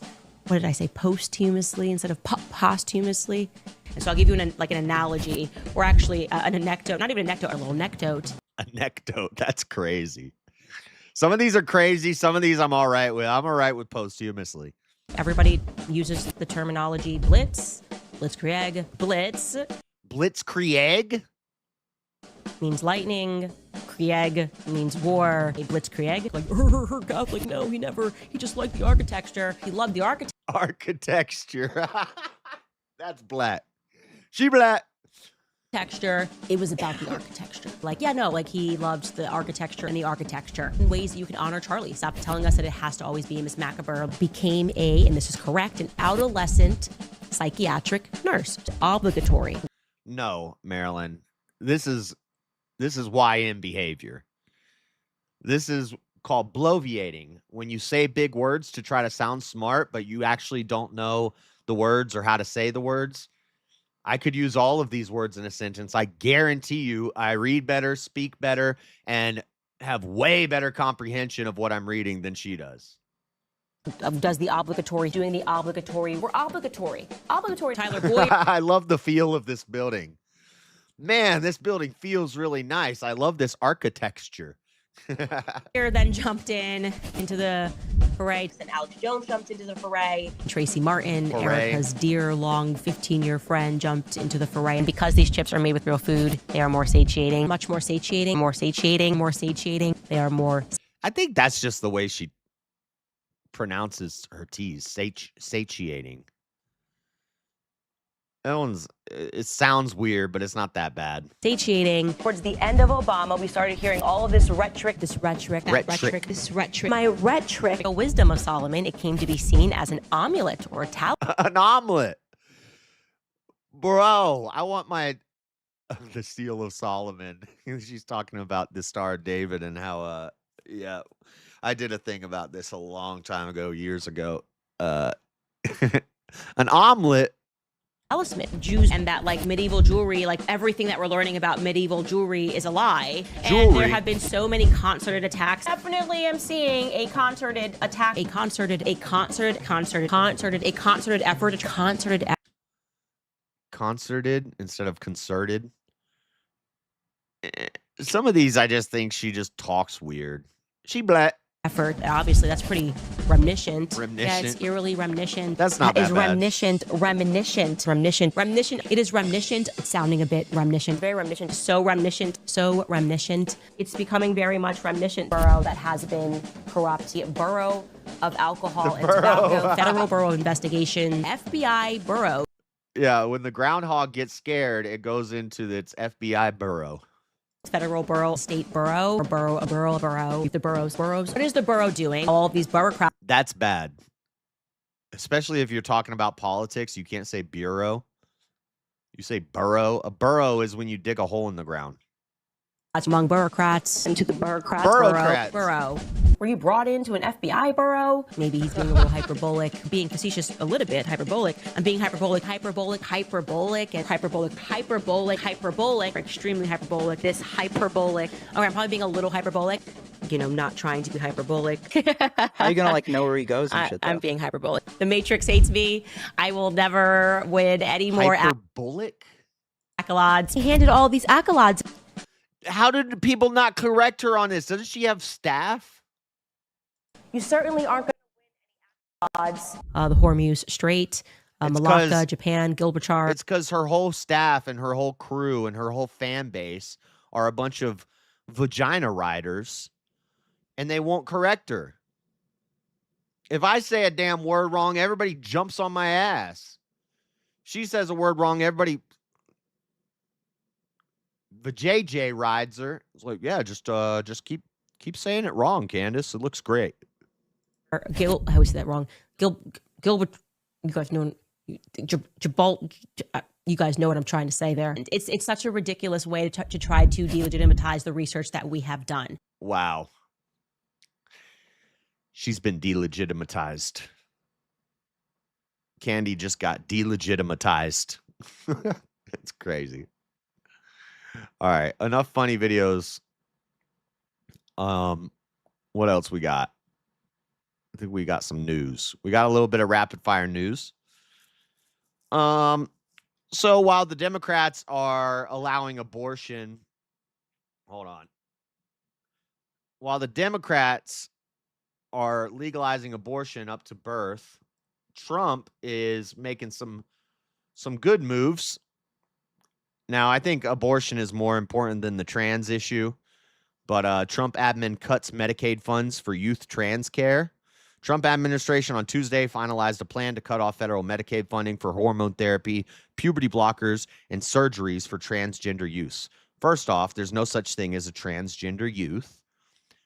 Kids are not born in the wrong body. It's just disgusting adults who put that thought into their head and make them think that they're in the wrong body and then want to cut off their genitals. There's no such thing as a transgender youth. This is a good move by Trump. Now, if you remember when he ran, this was one of the big things that got him elected was this social, cultural climate of trans stuff. And people are sick of it. Well, the left said, oh my God, it's a non-issue. It's a non-issue. It's only 1.01% of people. It doesn't even really affect the country. You guys are making a mountain out of a molehill. It's not a big deal. Well, then how come when Trump did this bill, people like Not So Erudite are on X saying, oh my God, we just took a huge step back for LGBT low IQ STD rights. Oh my God, look at what just happened. This is horrible for LGBT low IQ STD rights. And I said, wait, I thought it was a non-issue. I thought it wasn't a big deal. Why do you care so much that he did this? Why aren't you saying Trump just signed a bill that basically means absolutely nothing because this isn't really happening? But rather, when he signs the bill, they lose their mind and say, oh my God, what's going to happen to the LGBT children? I thought it was a non-issue. I thought it wasn't a big deal. Make up your mind, leftards. The rule is the latest escalation in the administration's effort to limit transition-related care, which has tested the boundaries of executive powers and could undercut federal and state protections. States may still use their own funds to cover gender-affirming care for youth and Medicaid. So, this is another compromise. We're not eliminating it. We're not making it illegal to do this horrible, demonic practice to children. Rather, we're just making a little bit of a compromise. This is like the abolitionist versus incrementalist argument. Some of us, we understand the game of politics, and we understand that you have to move the ball down the field slowly, play after play, and it's going to be a back and forth game to eventually reach your goal. That's how you got to do it. Whereas the abolitionists would say, no, if you're not going to shut this down immediately, then I'm not voting for you. I'm not going to support you, which is dumb. If you do that, we never win again. We just lose. So I'm on the side of the abolitionists. I agree with their stance that we want to abolish it, but I don't agree with their stance about shooting down bills or boycotting candidates because they're not going 100% balls to the wall, because those people won't get elected. You have to play the game of politics, right? You have to play the chess game the way it's meant to play. You can't just first move, take your queen, and jump it across the board and take the king. That's not the way the game works. You'll lose if you do that. In politics, you won't get elected. You won't even get the chance to play. If you want the chance to play, you have to be willing to make some compromises. It sucks, but that's the way our system is set up. 6-month period where states can continue to get funding. So basically, taxpayers should not be paying for trans surgeries, hormone blockers, any of that demonic, child-destroying practices that these sick fucks want to do.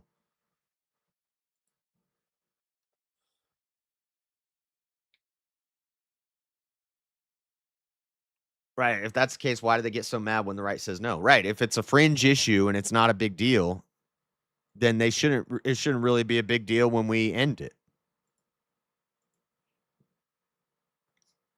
But, the left is all double standards.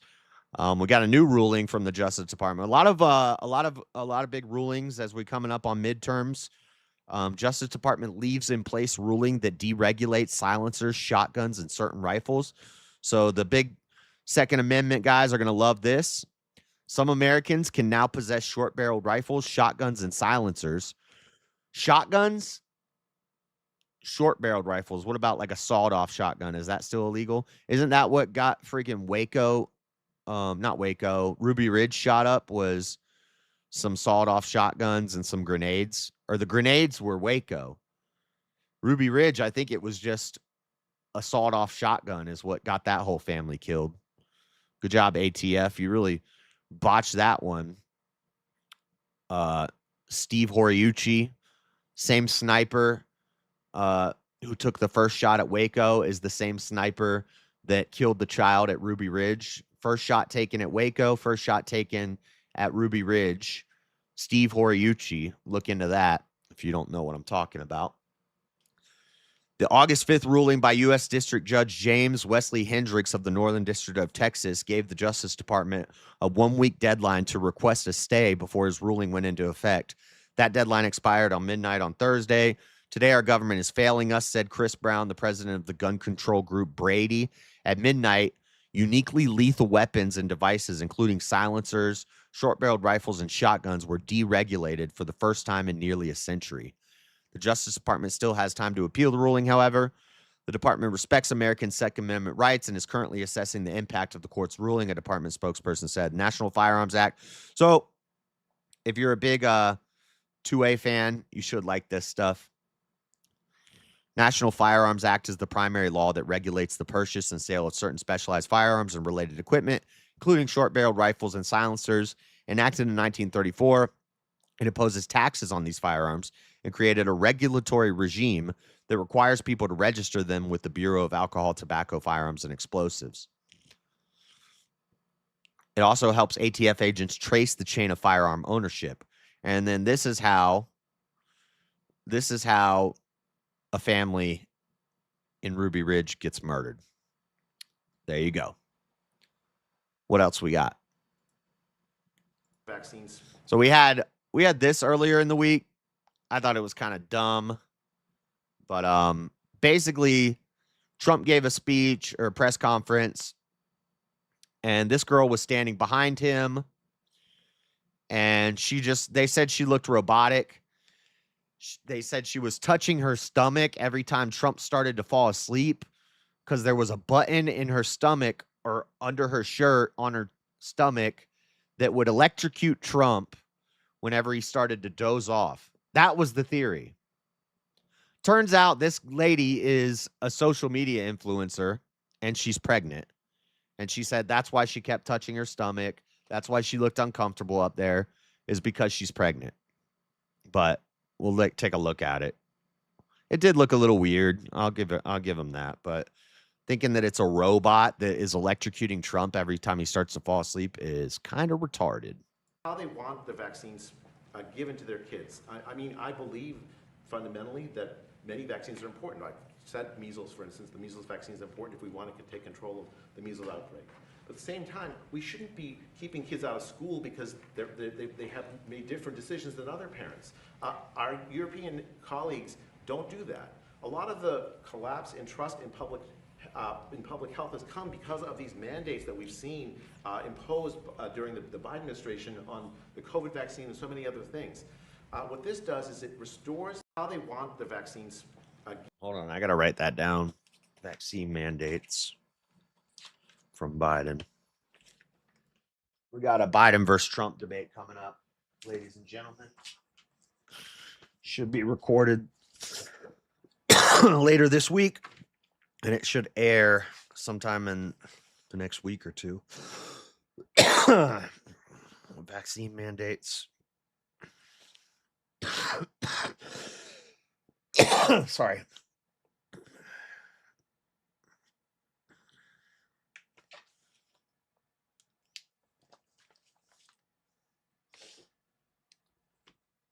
So tomorrow morning, I'm going to finish gathering my research, and then Wednesday morning, I will write my opening.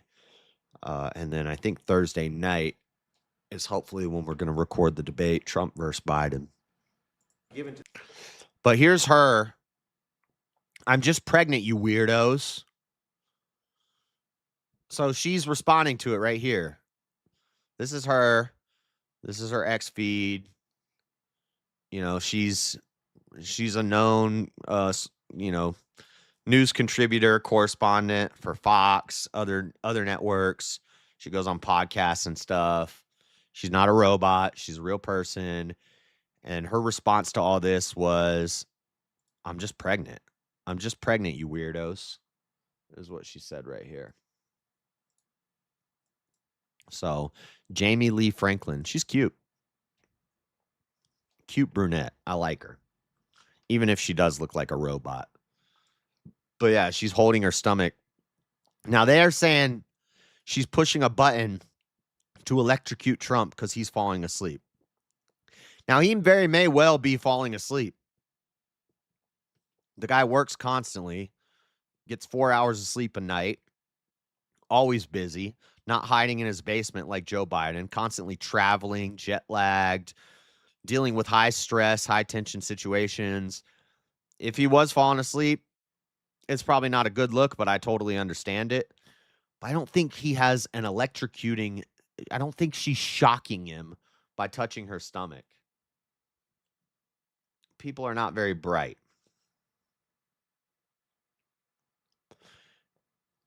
What's next? Following report. Marine vet on USS Lincoln, 200 plus days without port call. Very abnormal number.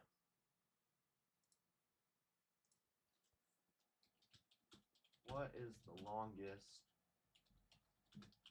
a U.S. ship, Navy ship,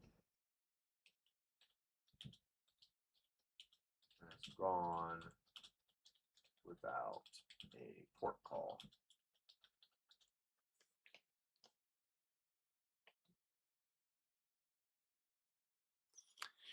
The historical record for a U.S. Navy ship continuously underway without a port call is held by the World War II Essex-class aircraft carrier USS Hornet, which spent 495 days consecutive at sea. 495 days. And that's in World War II. So a World War II ship, which probably had way less amenities. Did I say that wrong? Amenity. Now I sound like Candace Owens. Way less amenities, older technology. These new ones are probably, I know they're old ships, but they've probably, maintained them and updated them, and probably better living situations on a ship now than it was in World War II, I would guess. I don't think that's a crazy idea that it's probably a little bit easier living on a ship now than it was in World War II. And they stayed out for 500 days. This ship's been out for 200 days. In 2020, so that would have been due to COVID. It doesn't say the month, so this could be under Biden, this could be under Trump. But in 2020, the U.S. Starret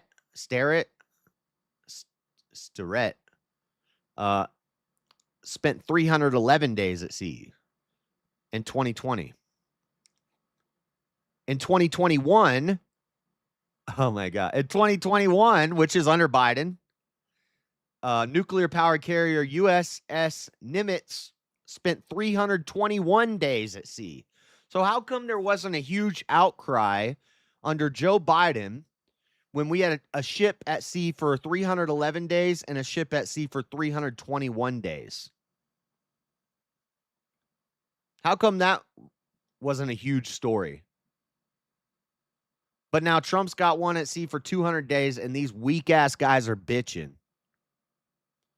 On poor conditions like food shortages, broken plumbing, and even mental health crises aboard the USS Abraham Lincoln in the Middle East.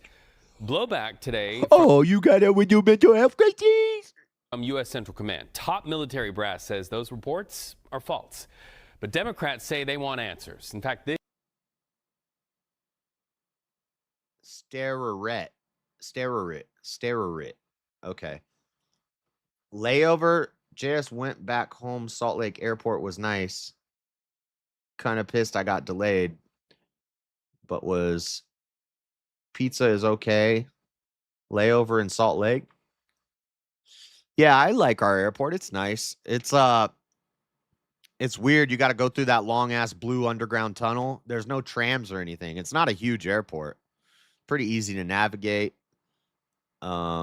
Where'd you get pizza from? Maybe I'll have to. I've never had pizza at the airport in Salt Lake. Which place was it? Maybe I'll be at the airport in 2 weeks. So, right? 2 weeks from now? We got less than 2 weeks. No, it's. You're gonna be a grandpa. What the? Oh wow. Less than 2 weeks. The 28th, I'm leaving. It's the 17th, so 11 days. I'll be at the airport. What's the name of the pizza place you went to? This is the letter sent to Defense Secretary. I don't know. I gotta save money on this trip. Can't be blowing money like crazy, so I'm probably not gonna eat at the airport or drink. I'll probably just get a shot on the plane, a little Jack and Coke on the plane. And then when we get to Vegas, I'll probably just buy a 30 case of beer and a bottle and some food to put in the fridge, so that I can save money on the trip. Pete Hegseth from Connecticut Senator Richard Blumenthal. But I do want to bungee jump off the stratosphere, which is like $100. It's going to be like $200. Concerns over extended deployments, and he's not the only one. This is after a sailor who went overboard and had to be rescued earlier this month. Parents of soldiers say they're also worried about mental health.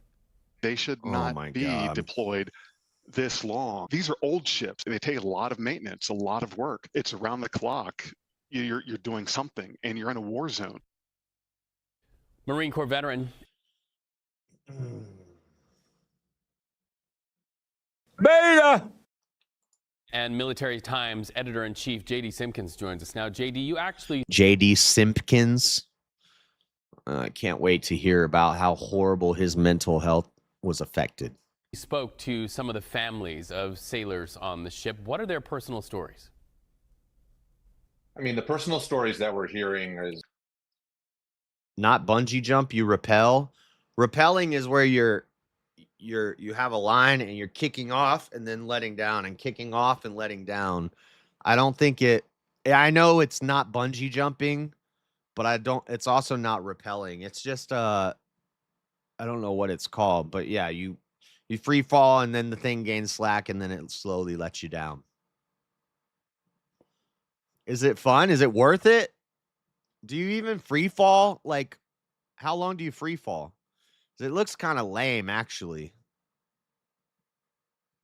Is it's consistent with what a lot is being reported right now when it comes to just sheer exhaustion and exasperation at. Still, let me have a buddy on the USS GW, which is en route to relieve the Lincoln. All prayers appreciated. That's cool.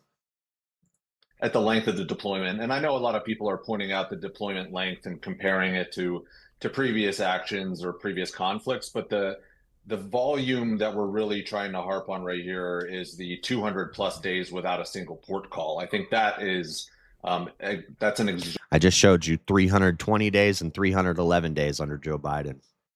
Exorbitant number to get to without sailors being able to step off ship and get on dry land and mentally refresh before getting back on and getting back after it. That's a very abnormal number, and that's where you're seeing some of these concerns arise among family members and among sailors themselves. You know, the American public sees video like this, you see the facilities, you see the exterior, but you've seen the interior, what it's like to live in those conditions for that extended amount of days. What is it like? Bring it to life. How are they sleeping? Where do they go? What are the facilities like, even if they are up and running, but some critics... Yeah, I want to at least go up there. They used to have rides up there. They still do. They have 2 rides, and then they have... My mom said... she said the one that shoots you straight up in the air was the scariest thing she's ever done. I don't know if they still have that one, but it was like...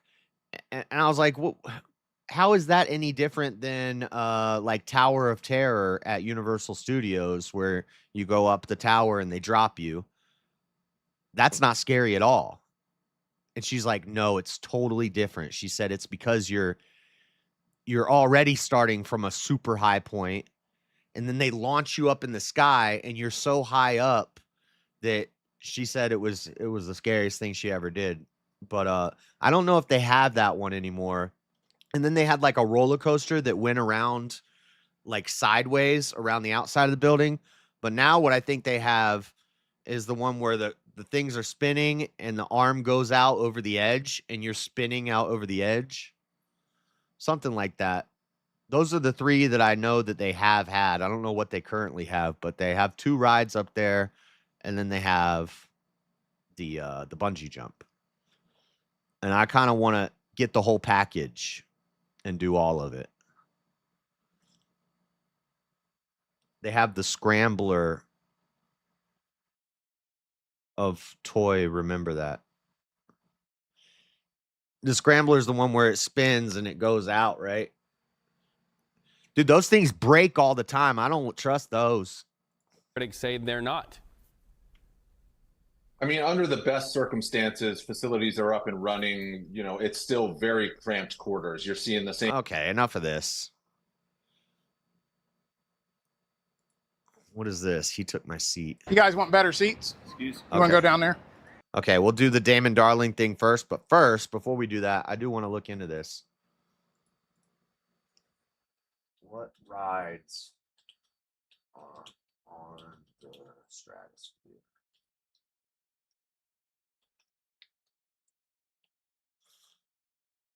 The Big Shot shoots riders 160 feet straight up into the air at 45 miles per hour from the very top of the mast.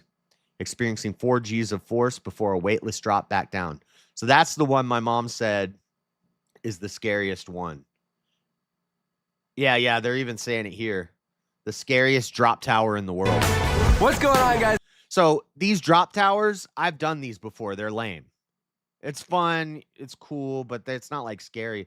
And my mom has done them before too. We've ridden them before and it's not a big deal. But she said this one is different because you start on the top of a freaking skyscraper tower. And she said this is the scariest ride she's ever ridden. And I got to try it. This is Taylor and Sarah here from Coaster Studios. We got Matt, and we are in Las Vegas, Nevada, at the top of the Strat.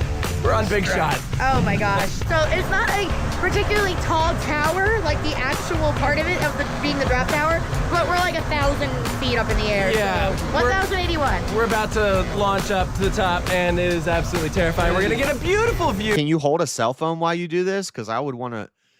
I think if you pay extra, they give you like a wrist camera, and they send you video of it. Well, he's holding a camera right now. So I guess I can hold a camera on it. I can hold my cell phone and record it. But I don't know if the homie will do this.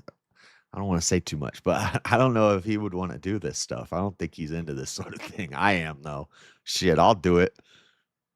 Of the strip. If you can keep your eyes open. Oh my God. All right, here we go. Okay. And go! Oh my God! Whoa! That was so good! Oh my God! Oh my God! That's a lot of ass! That view is unbelievable! Oh my God! We are so high up! Oh my God! Woo! That is crazy how tall this thing is. That is so cool. Wow! So between doing this and the sky jump, it's just like it's insane. Yeah. I feel so pure scary. bliss. This place is like got the scariest rides on the planet. We're currently looking at X-Scream, the tilting ride that dangles you out over the edge. That thing's terrifying.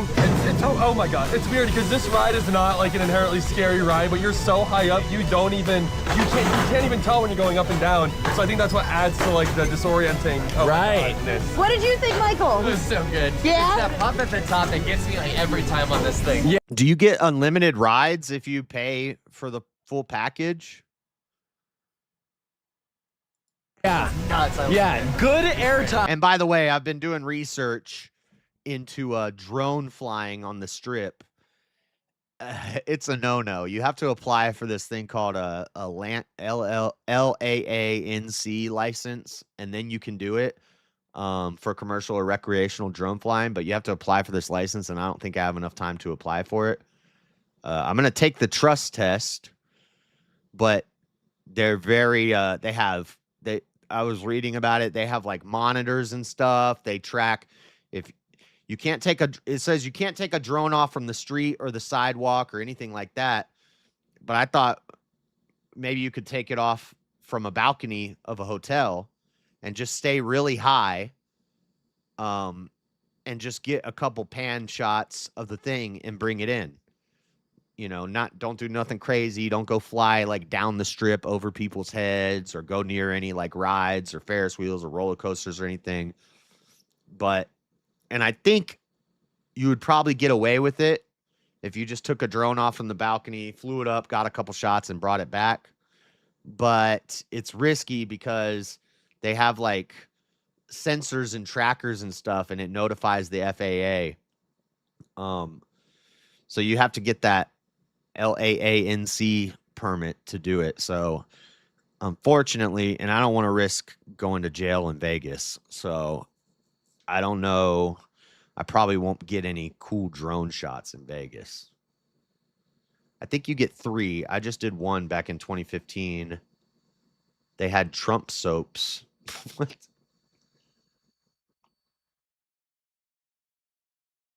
Huh.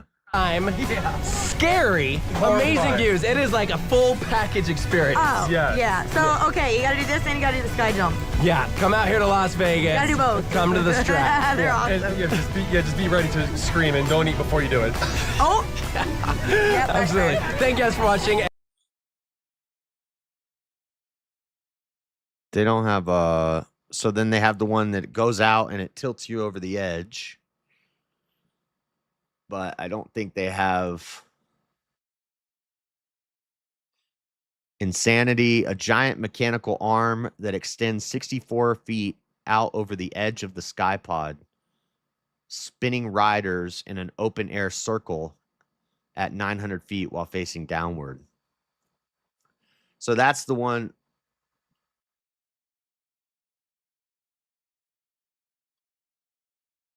Oh, and they have a swing ride. They had the swing ride that goes out over the edge too. I don't know if they still have that. That's 2016. Insanity is, for lack of a better word, insane. This is a unique attraction swinging you out over the edge of the Stratosphere Tower. Dude, that's fucking crazy. That does not seem safe. Forcing you to stare at the Las Vegas Strip 900 feet beneath you. But has this ride operated for the last time? In this video, I will review the attraction and also explain why it may not operate again. The Stratosphere Tower opened back in 1996. This $550 million resort and casino would stand 1,149 feet or 350 meters tall. I've just always wanted to do these rides since my parents told me about it. So this thing might be shut down. I wonder why. Didn't it get stuck? I think I remember a story that it got stuck and they were stuck out there for a long time. When it's your turn to board. This always happens with these swing rides like the yo-yo. People are always getting stuck. You are seeing this wide open vehicle. You have just a lap bar holding you in. It's pretty freaky, to be honest. Once the ride starts, you get a genuine oh poop moment as you leave the security of the platform and dangle over the edge. You then start to rotate. You spin at a decently fast clip, but the experience doesn't pull any major Gs. In terms of forces, it's pretty similar to a Starflyer, but the experience is downright terrifying. It is a psychological thriller. Yeah. Like none of these rides are really that intense. It's just the fact that you're 1,000 feet in the sky doing it. As you're staring at the ground far beneath you with just that little restraint holding you in. I do prefer the views in the tower's other rides, though. Big Shot and X Scream off. Oh my god, that seems crazy. You just fall towards the edge and stop? Dude, I would be like, if this bitch breaks, I'm dead. For a wider and broader sightline, whereas Insanity has you staring at one section of the ground for the whole ride. So what would I rate the experience? I would give this ride an 8 out of 10. It is scary, no denying that. And the way the ride system operates is really cool to see. My one con with this ride is that the sightlines teeter more towards the fear aspect than the wow aspect. This isn't just in comparison to the other rides on the Strat, but this is compared to other ride types like Starflyers too. Insanity was removed entirely from the Strat's website. There are no longer any mentions of the ride anywhere. Whenever parks remove a ride like this from a website altogether, it is rarely a good sign. We've seen several parks do this over the years. So it's Big Shot, X Scream, and Sky Jump. It's the one that launches you up, the one that shoots you out over the edge, and then jump off. You get those three for like $179. But I think you could probably pull your phone out and record on all of them. See, she's recording right here. So I could hold my phone and record on all of them except for the Sky Jump. The Sky Jump, you have to pay extra for the wrist cam, and then they send you the video. But I think the whole deal would be like $200. So that's part of my dono bar is for that stuff. If you want to fly over the Hoover Dam, oh, the helicopter trip, yeah, those are too expensive. But I think my parents did that too when they were in Vegas. They did the helicopter trip.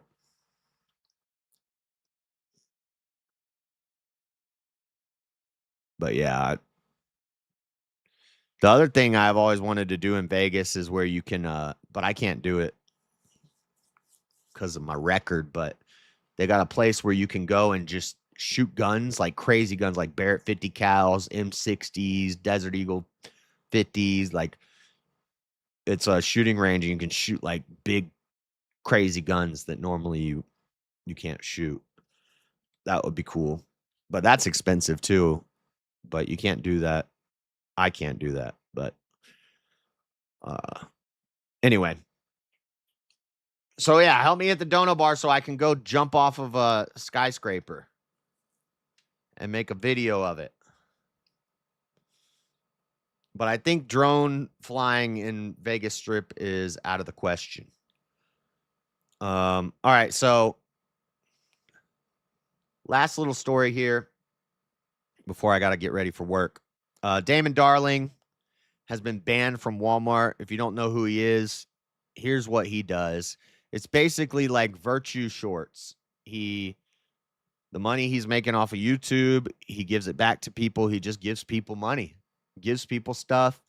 And you could tell he's a Christian by the things he says and the way he talks. He's just a good guy. He'll kind of tease them a little bit and joke with them, start to annoy them a little bit sometimes, and then he gives them a bunch of money as soon as they start to get irritated. Some people yell at him and walk off and then they miss out. He'll buy people's groceries. His biggest thing was going to Walmart, coming up to people while they're in line, messing with them a little bit, and then right when they start to get annoyed, he'll buy all their groceries. Or he'll walk up to them in a Walmart and say, hey, you got 5 minutes, grab everything you want, I'm paying for it. And then people are running around the store getting $500 worth of groceries, and he just pays for it. So good guy. Good, wholesome, quality content. He's been grinding at it. Well, he got banned from Walmart. Here, let me show you what he does first, if you don't know. I don't give a shit. Here you go, bud. What? How many you got? We got 4. Well, you're getting 4 on Damon Darling. Yeah. I'm rich, bud. Go ahead. Go enjoy the game on the floor on the brather. What the hell? Yeah, go. Get out of here. For real? Yeah, you're not sitting up here. You're sitting down there. Shit, dude. Yeah, on the ground, Meemaw. Hey. Yeah. Hey, love you, bud. What the hell's going on? Meemaw. Huh? What are you telling? Things like that. The brother. Meemaw. He's got his catch tags, and you'll hear other people using his lines all the time. He's coined these terms. The brother. Turn around and tell him. Thank you. You're welcome. Yeah, absolutely, bud. Have fun. Enjoy the game. Yeah. Oh. Guys want to sit on the floor? All right. Just hands them out floor seat tickets. All right. How many we got? 4? Yeah, 4. All right. There you go. Thank you so much. You're so welcome. Have fun, girls. Yeah. You guys want to sit down lower, or are you happy up here? 5 tickets? Yeah, I have 5. There you go. You guys want to go down there? I just gave you seats down there. You guys want to sit here, though? Come on, guys. Get excited, will ya? Go down there so you can see better. What are you guys? Where are you guys? What am I? An African American. That was funny. You like that. No, we're with the park. Oh, you wanted. Yeah, I threw the first pitch. Yeah, I threw the first pitch. You guys want to go down there and sit? I'd love to. There you go. I was born in California, so don't hold Were you? me. San Diego? Fresno. Oh, I almost liked you.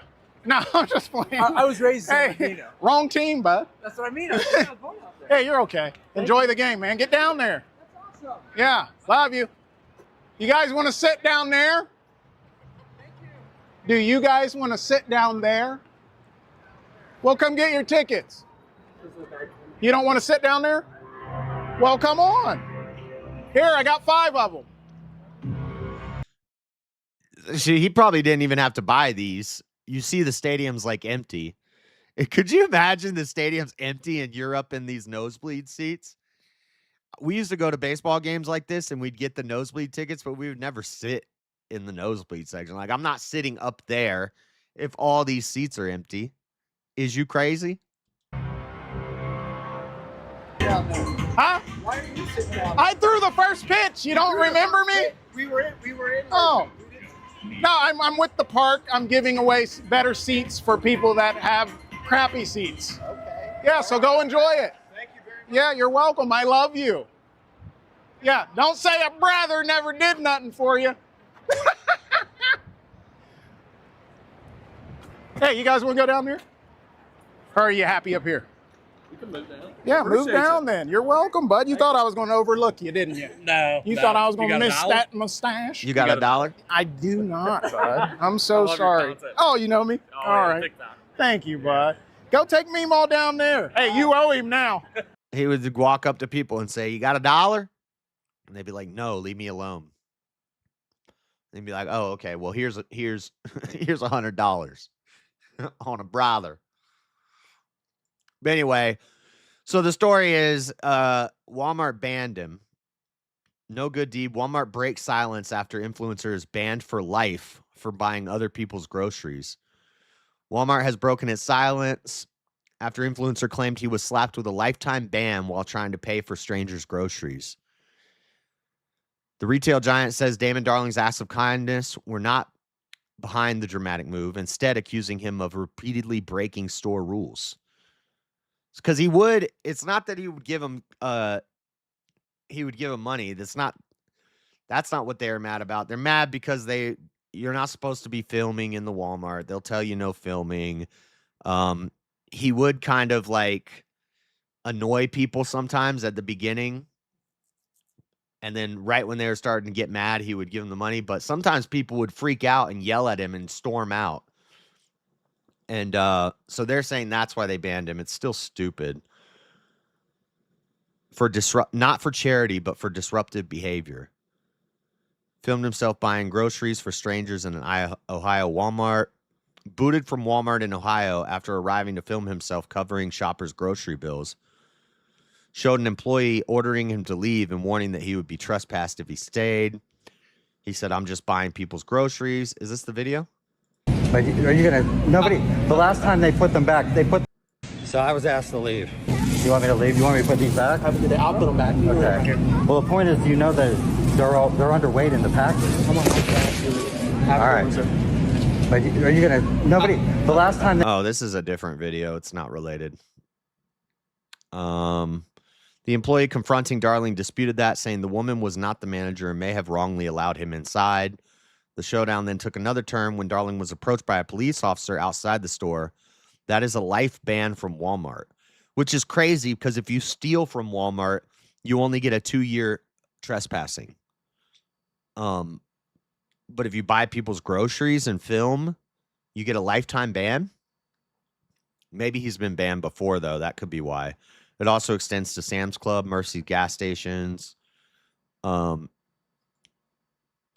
And so Damon, being the good guy that he is, he's urging fans, don't boycott Walmart. He still loves Walmart. He understands, and he's fine with it. And you see, he's got other ways to make content. He'll pay for people's gas at gas stations. So, good guy. Banned from Wally World. Says don't boycott Wally World. I don't have any beef with Walmart. I don't want you guys to have any beef with Walmart. If you were shopping at Walmart, continue to shop at Walmart. I love Walmart. I understand that they have their policies. I want to respect their policies. It's okay. It's fine. I hope that me and Walmart reconcile. I want to reconcile. I would love to work with Walmart. My dream was to have my coffee in Walmart, my products in Walmart one day, but it's okay. I love Walmart still, and I respect them. I'm sorry. Anything that I did in videos that you didn't approve of, I apologize. This is my sincere apology. I just want to move on from it. If you guys feel like you have to speak on it and you're just going to do what you want, how about you just say, instead of saying don't go to Walmart or boycott Walmart, say, hey, Walmart, please forgive Damon. Will you please give Damon a second chance? Will you please work something out with Damon? But don't boycott. Let's just, if you're going to do anything, you feel like you have to say something, just encourage them to give me a second chance. Let's do that. I'm looking for a store that would like to put my Meemaw Fuel coffee on their shelves. The name of my coffee is Meemaw Fuel Coffee. Fuel. You can check out the coffee at meemawfuelcoffee.com. Please leave a comment or DM me if you. Everybody got a dang coffee brand now.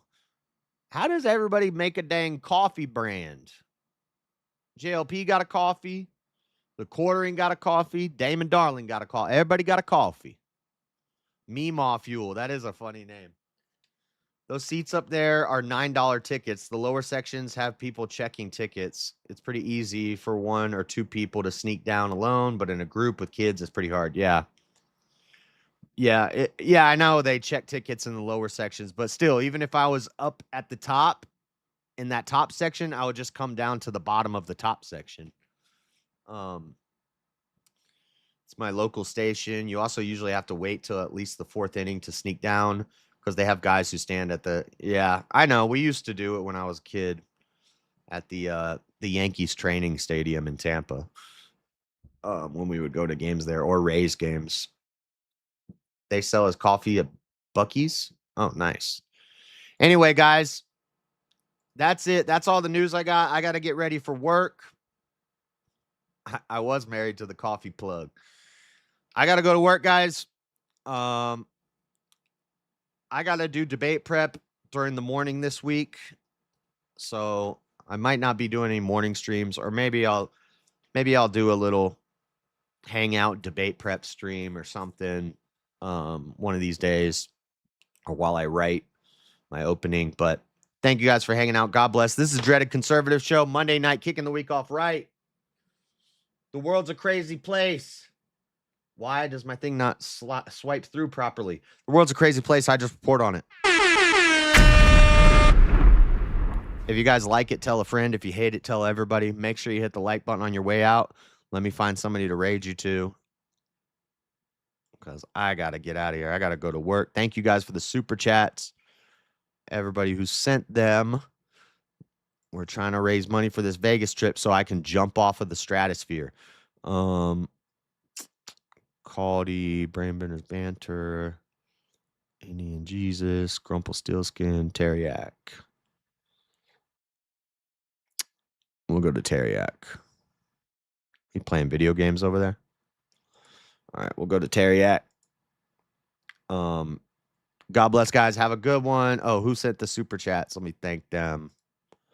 Rowdy Gowdy, Haul Long Nate, the biggest fan funders of the night. Thank you guys, and thank everybody for watching. I will see you when I see you. Who you facing, Jess? His name's Rowan. Rowan.